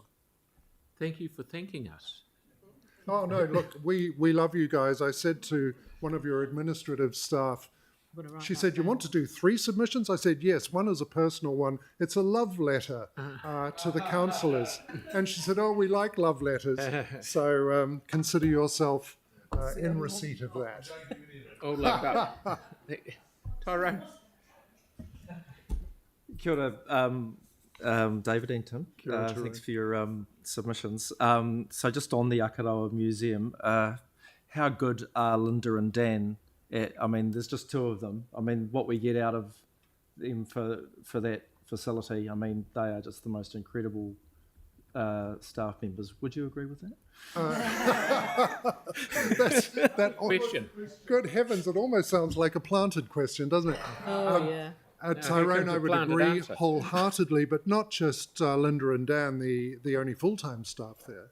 All of the other staff working in reception are part-timers. Yep. They're long-standing, they're loved by the community, and they do an amazing job, especially at times of high tourist numbers.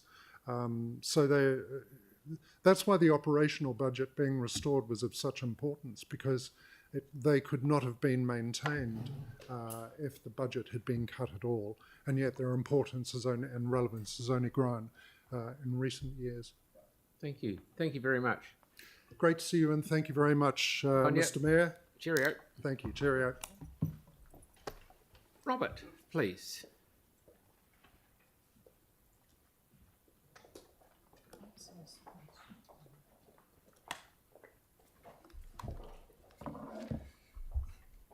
Hey everyone, how's it going?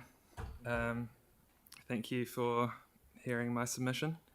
I live in Brindua and I'm making this submission in my capacity as a private resident. Purposes of full disclosure, I'd like to note I'm an employee of the operations team, the Three Waters unit at council. This is fully in my private capacity. So I've got 5 items from my written submission I'll be discussing today. Number 1, I support lowering the uniform annual general charge. Based on the understanding it will mean more expensive residential properties pay a higher share of the rates than they currently do. I believe this is fair on an equity basis and helps reflect the current cost of living crisis. Number 2, just about the proposal to look into selling some council assets. I believe selling council assets should only be done as a last possible resort and only after a report with input from each of the main departments at council, such as transport, parks, facilities, water, community boards and libraries, has confirmed that the property will almost certainly not be needed in the medium to long term. Selling assets should only be considered if there's a significant shortfall in funding, as buying specific or small plots of land in the future will likely be quite expensive. Number 3, regarding the city vacant differential, or the higher rates for vacant commercial land, I support extending this to the other listed areas and also investigating whether it could be beneficial in other areas of the city, including empty residential land. Because a lot of our land was red zoned, we have after a lot of land was red zoned, we still have some pockets of prime habitable land that is empty and has been sitting empty for years, and that is potentially contributing to challenges in the housing market. Number 4, water billing. I'm opposed to increasing the daily allocation to 900 litres per day. With the current allowance of 700 litres per day, water use has decreased by about 10%, as reported in the news. This clearly shows the excess water charges are working, and recent news articles mention the cost savings to both capital expenditure and operational expenditure that the reduced demand on the city network will lead to in the future. The current 700 litres per day allowance has been consulted on twice already, and consulting a third time could be seen as a less than optimal use of community, resident, and council resources. 2 previous rounds of consultation are pretty clear. Taking numbers from a public presentation document that you guys saw in, I think, February this year, out of those who provided an opinion, 60% were in favour, 60% were in favour of the 700 litre per day allowance, 34% were opposed, and 6% proposed alternative options. So that was just whether it's a 700 litre per day allowance or no charging at all. 60% is quite a significant majority, and as reported in the media as well, keeping the 700 litre per day allowance aligns with staff advice. Number 5, regarding the total rates increase being set at 5.68%. This is, in my opinion, a bit too low, given recent reporting on council staff surveys, both last year and this year. Staff have been reported to be leaving in high numbers, with a survey score on if staff think remuneration is appropriate to the market down to 31%. For comparison, the benchmark score for that same question in other local government agencies is 50%. So 31 plus 50%. I've lived here for over a decade, and as a ratepayer and a homeowner here, I want my council to be full of committed and knowledgeable staff who do the best they can for the city and help make our council the highest performing it can be. However, articles about last year's resident survey say resident satisfaction with their council is at a 15-year low. Looking after staff is important in any organisation. They're a core part of any services any organisation delivers, and they play a big part into how well they are delivered. Those are the key points from my submission, with a bit of new information included as a result of the staff survey released last week. Thank you for listening. Yeah. Hey, yeah, that was very, very good. Anyone got any questions? No, very, very good indeed. Thank you, Robert, for coming in. Brilliant. Just thank you. Okay. Sorry, you know how we've been giving some feedback. Can we get under the capital program the point around staff retention, but more about the availability of people to do the work? This is one of the points that I did make when we adopted the draft. Mm-hmm. So can we get some sense of, what the shortages are that are leading to delays in terms of capacity or contractors availability? Yep, Dawn's making a note of that. Thank you. Righty-ho. Murray Jones, please.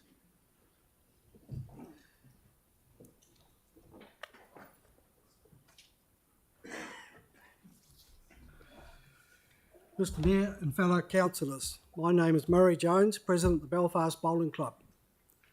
Sheldon Park driveway, which is owned by the council, the driveway is in disrepair, as you can see by the photos up on the screen. I'll take the time to reinforce this issue for your action to resolve this long-standing problem. The driveway affects the bowling club, rugby club, Belfast School, Play Centre and Community Centre. It is a high traffic area for weekend sport, winter and summer. As stated in my submission, the driveway needs immediate attention, as since the potholes were filled prior to Christmas, which was organised by the bowling club, there is now further deterioration taking place, with new potholes appearing.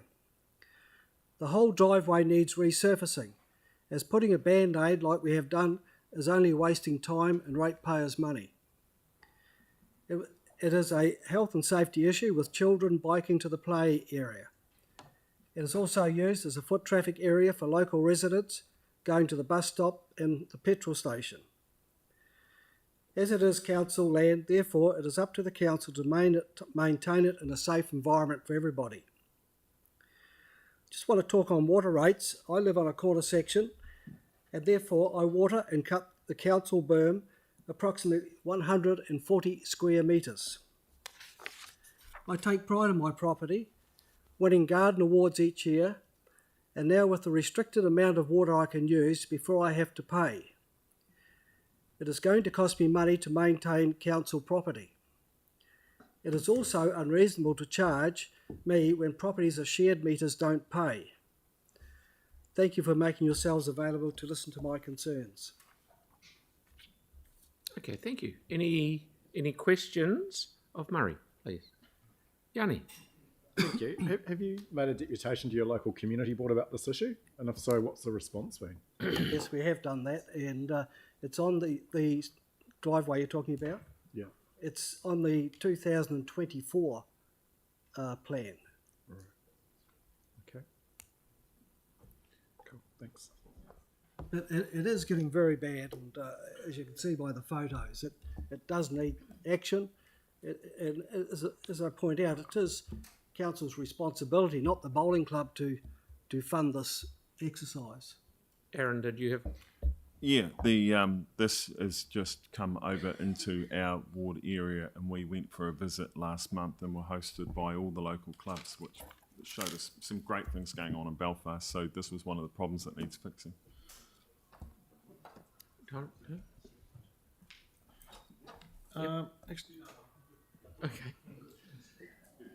Kelly. Thank you. Can I just ask how long that driveway is? It would probably be about 400 metres. Yeah, I just can't get a grip on it from the. I've done the photos to show you how bad it is. Yeah. And you know, in the summertime, you got touch rugby there, and you know, it's a big thing for the rugby club. Mm. Yeah. Have you any idea roughly what it'd be worth? I know it's a hard question to ask. Probably better to ask the mayor. But 400 metres of You blacktop. wanted me to tell you this now? Yeah, no. As he puts his calculator I'm guessing. down. I'm trying.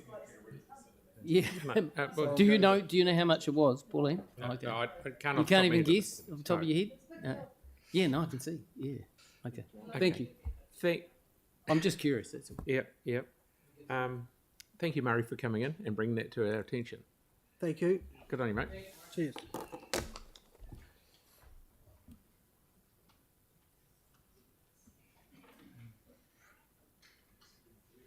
Right, what we have here now is Zara and Hanno, please.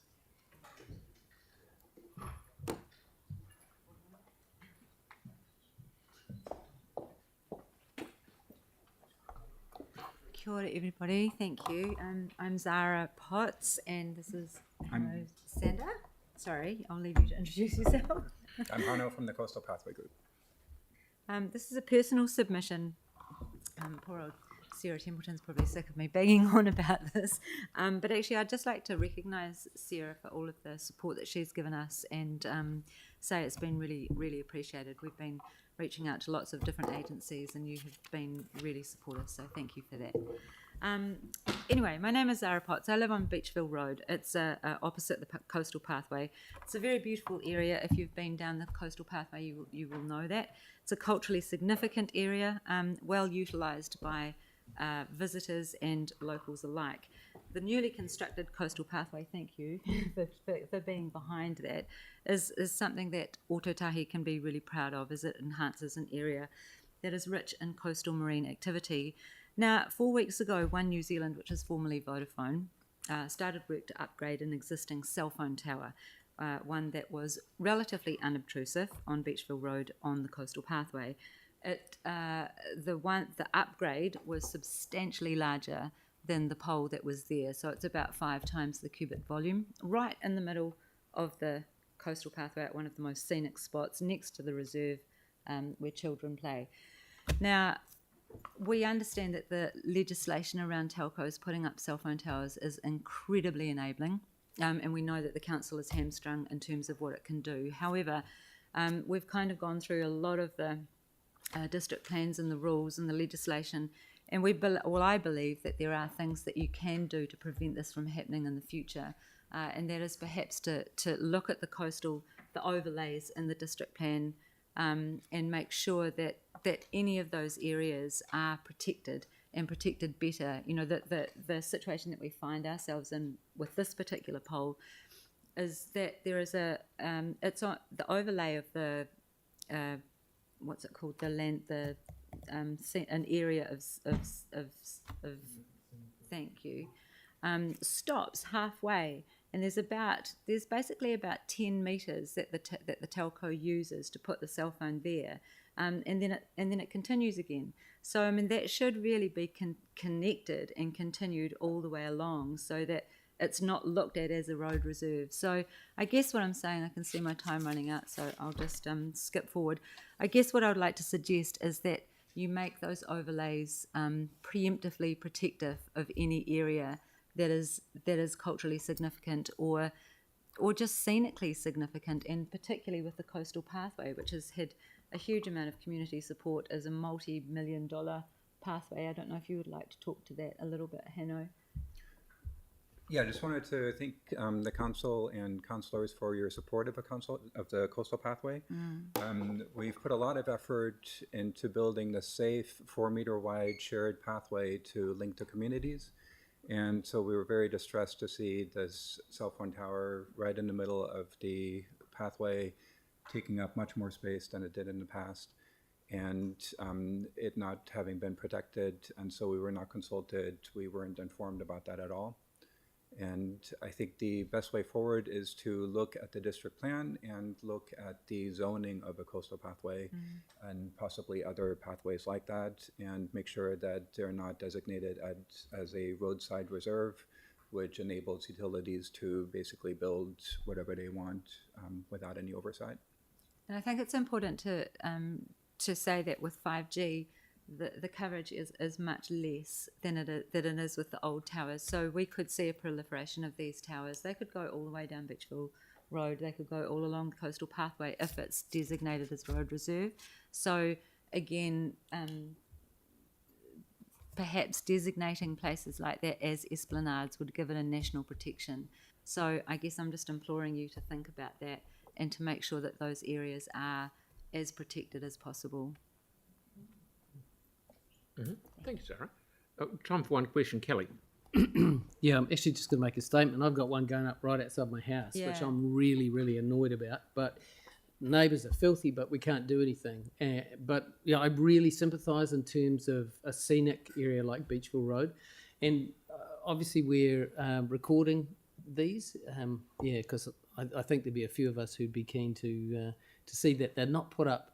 And she's right, the legislation is incredibly enabling. There's virtually nothing you can do, which is understandable, but there are some things that are sacred, and views for some people are sacred. So, yeah. Might be worth considering, Councillor Barbara, a remit to LGNZ as well. Do have some discretion in it. I mean, we actually can do a lot through our district plan and our infrastructure design guidelines, but this has been raised before, and it might be good for councils to get a briefing on it and make that available to the community, because I think there are levies we can pull. How are you talking? Who said you could talk? Righto, because everyone else had a bit of a go. Tim? So did you say there's a gap of like 10 metres or something in the... So the wording something like significant scenic or something Outstanding scenic landscape, I think it is, yeah. So there's a gap in the waterfront.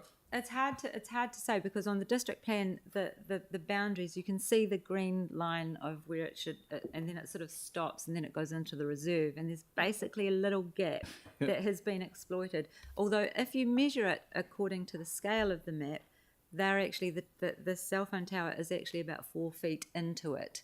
So it is a matter of interpretation.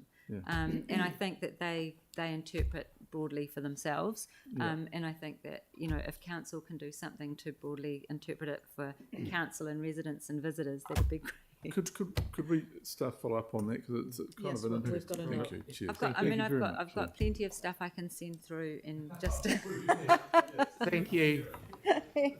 Thank you very much for coming in. Thank you. Hello. Right, we've got Mary, please.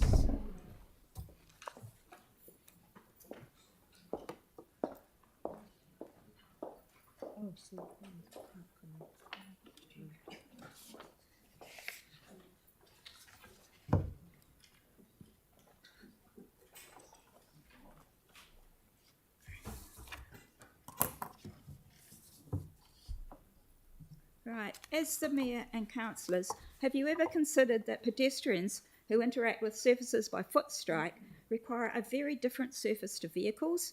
Yet you continue to spend millions on inappropriate surfaces for pedestrians, which will contribute to many falls, hip and knee replacements, and other medical conditions. Improved pedestrian infrastructure will improve residents' well-being too. Healthier surfaces for pedestrians are natural surfaces, but if these don't tick all the boxes, there are now modern surfaces that are softer than concrete and asphalt and porous too. Have you ever walked on a grit path with stones shifting under your feet and stepped onto grass and realised how much quieter and more pleasant the walk is? Or thought about what is preventing the elderly person from using the shared path through the local park to walk to the mall because someone on an e-scooter whizzed so close to her that it no longer seems safe? Please don't use walkers when referring to pedestrians. All walkers are pedestrians, but not all pedestrians are walkers. And just because those that run and jog are faster than those that walk, with both feet often off the ground, the forces through their bodies from foot strike on hard surfaces are greater. By 2051, nearly a quarter of the Christchurch population will be over 65. Are you adapting pedestrian infrastructure for them to get around and also assist the elderly to exercise cheaply and safely for health and well-being? It's sad to read that infrequent maintenance vehicles take priority over pedestrians.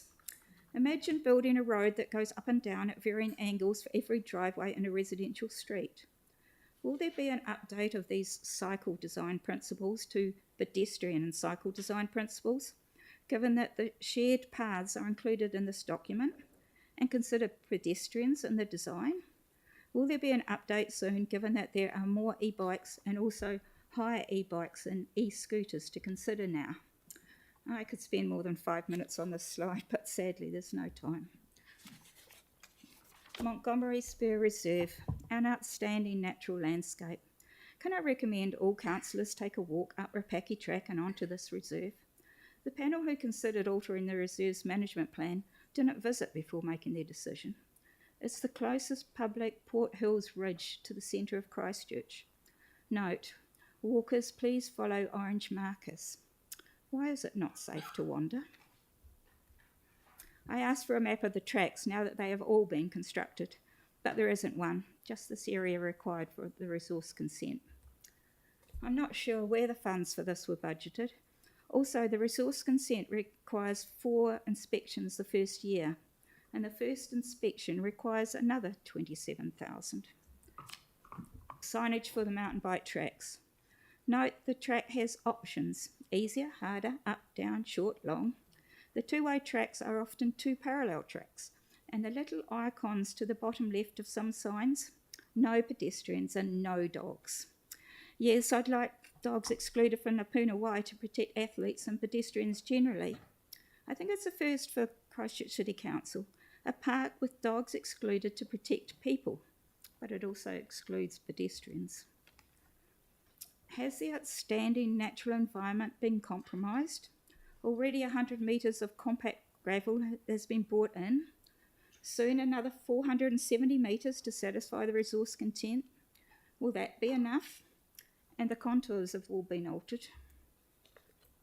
Why was safety not considered when considering whether to alter the management plan to introduce an activity which has now made areas of the reserve for the exclusive use of mountain bikers? The decision not to allow pedestrians and dogs on this lower section also helps minimise conflict. Really? Time to consider the Kowhai track. In the original management plan, but not provided for over 10 years. In 2 kilometres, 6 gates to open and close, requiring good hand agility. It has a steep section that a zigzag would have been better, and unnecessary trip hazard wooden steps when strategically placed stones would have been safer and natural. This is the high point of the reserve, with best 360-degree views at this altitude of the Port Hills. But the Kowhai track doesn't go there. Perhaps because on the summit side there is a zigzagging of Taramia mountain bike track, where naturally you'd descend on foot. A crossing point of pedestrians and mountain bike tracks. So easy to not notice where the mountain bike track is, especially with so many options and already informal tracks too. Pedestrians and mountain bikers travelling both directions will share this 1.2 metre track on the left to go or come from Rapaki track. Possible conflict? Of course. And there's a summary of the problems as I see them. Thank you. Thank you very much. Kelly? Thank you, Mary. Really interesting. Are you the Mary O'Connor who won the half marathon 11 times? Yes. Yes. And represented us at the 1984 Olympic Games in the marathon? Yes. Yeah, okay. Just wanted to give you a bit of cred there. Well done. So I've obviously I've spend your probably days... spent I've probably covered more areas of Christchurch on foot than probably 90% of the population. Yeah, 99.9 probably, except a few orienteers. So is there a way that we can send these maybe to park staff? Yes, just, we will do that. Just some advice from someone who has spent more time in the hills than probably everybody in Canterbury. It's definitely worth noting. I really would like the councillors to go up and look at this because I just feel that it should have been an area, because it's so close to the bottom of the hills and it's a ridge that doesn't get muddy in winter, where family groups could go up. You know, like, I mean, a 2-hour walk would take you up to that high point for great views on a sunny winter's day and everything. But to be honest, Mary, I'm not sure most of them would get up there. You know? But now you and me are different. Now it's not. I just don't feel it's safe. You couldn't let your children wander on, you know, go ahead on a track or that, because you just don't see the mountain bike tracks. Yes, well, definitely on some of those mountain bike tracks. We've been down through Victoria Park walking with the family, and it is a bit treacherous. You know, you've got to have your wits about you. Like, I mean, the top part of Victoria Park is just no-go area. Yeah, exactly. All right, thank you. Thank you very much, Mary, for making the effort. Thank you. Brilliant. Next, we have Amanda.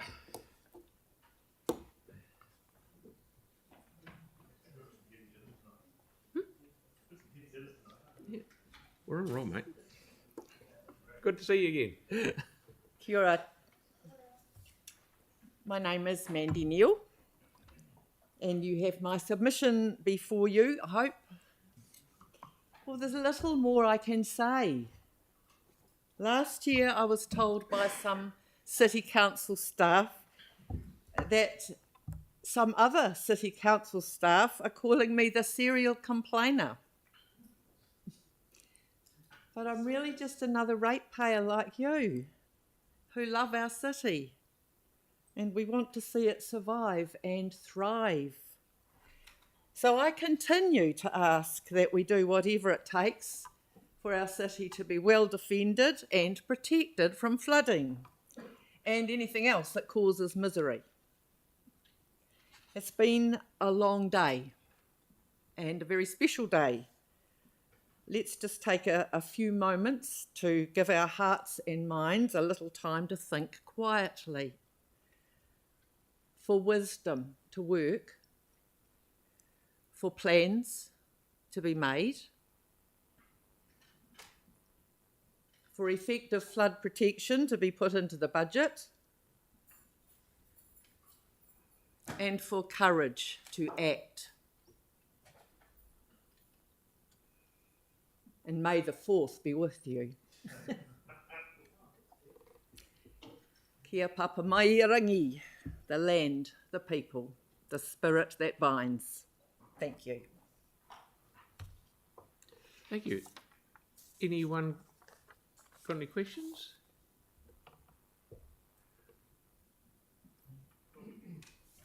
Well, you've worn them all out, Andy. Thank you for coming Thanks in. for listening. Good to see you. I have a question of staff, though. Can we get an update on where that work is, if it is progressing at all? Yep. The investigative work that should have started. Thanks. Okay, Murray. Sorry.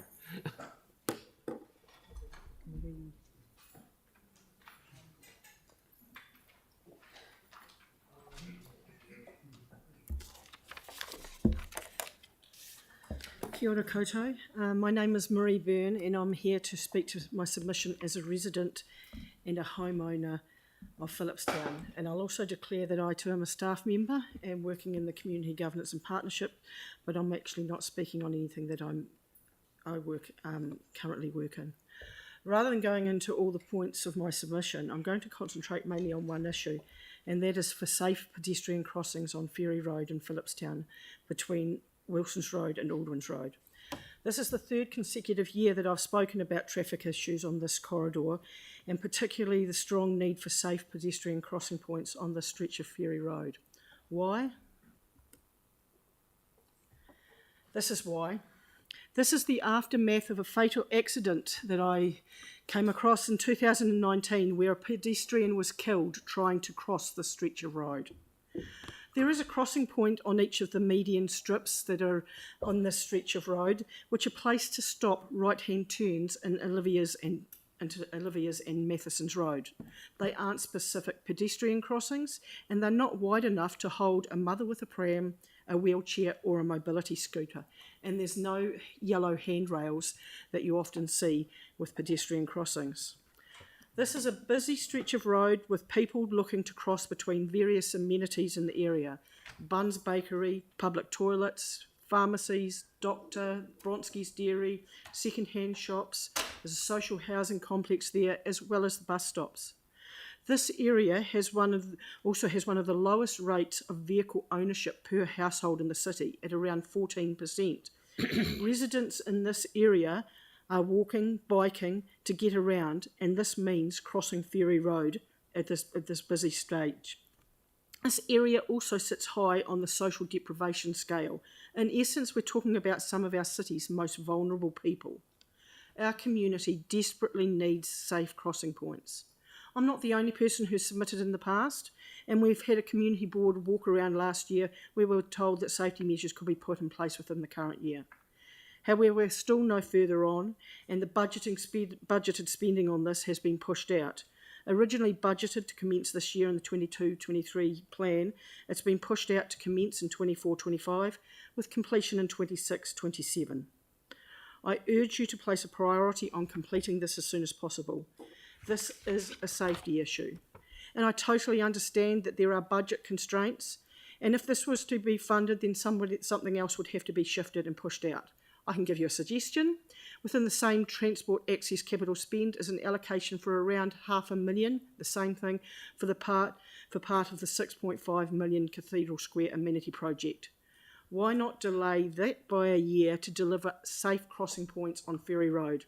Surely the safety of some of our most vulnerable residents should be rated as a much higher priority than making the square look pretty. We need you to be there to advocate for these most vulnerable residents. You won't see them submitting to annual plans, responding to surveys, because most are just trying to deal with the basics of living, making sure they have a roof over their head and food on the table for their family. They need others to be their voice, and that's why I'm here. I can be their voice as a fellow resident, and I will continue to be the voice. And I ask you to be their voice as well and make it a priority to let my fellow Phillipstonians cross Ferry Road safely. I've heard many communities say that if something's not done to improve an intersection, a crossing point or a road, that somebody could die. I'm not saying it here because it's already happened. An elderly gentleman died crossing this road. A family lost a father and a grandfather. A community lost its resident. Please stop this happening again to another family and our community again. We can't wait for 2027. Thank you. Okay, we've got Tyler, then Jake. I'll let Jake go first. Okay, Jake, then Thanks. Tyler. Oh, thanks for that, Marie. Look, we'll get some advice on whether we can actually swap the specific project you've named. My feeling is it probably doesn't pull from the transport resources in quite the same way, and it may not be able to be a direct swap. I remember at the time there were no easy choices when it came to that one, but if it's possible, we will absolutely look at it. I can't say we'll do it, but if it's possible, we will look at it, and I would be keen to do it. Cool. Kia ora, Marie.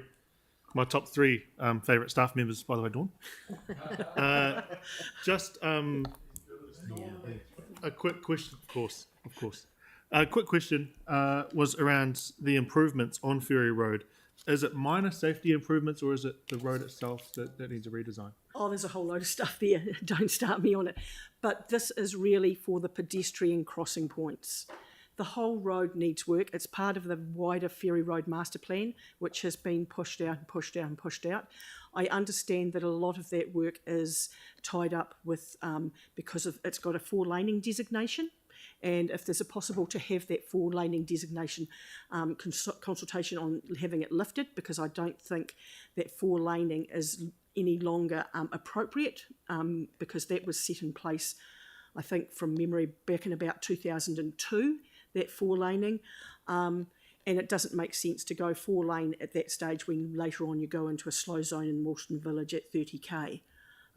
There's 4-laning a block or two away in both Linwood Ave and in Brougham Street. So, I just don't think, I think if you can lift that, but there's a whole load of stuff, but the pedestrian, we need somewhere to cross safely. That's great to know. Thank you, Marie. Thank you very much. Quickly point out that Transport on that very same subject of the 4-laning are due to go and meet with the community in the next couple of months. So the organisation is aware of it. Thank you very, very much for coming in. Thank you.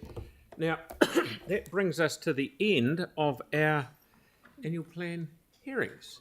Now, before we have the karakia, I'd just like to make a point of thanking Megan, Kathy and the whole team for what they've done, and ask that the minutes please note that our thanks for the hearings team and what they've done through the annual plan hearings with us. So can we please make that noted?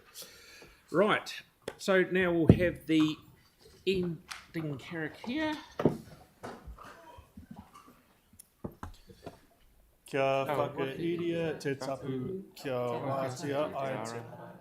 Kia tūriki whakataha ai. Kia tūriki whakataha ai. Premier Uye Taiki. I declare the hearing closed.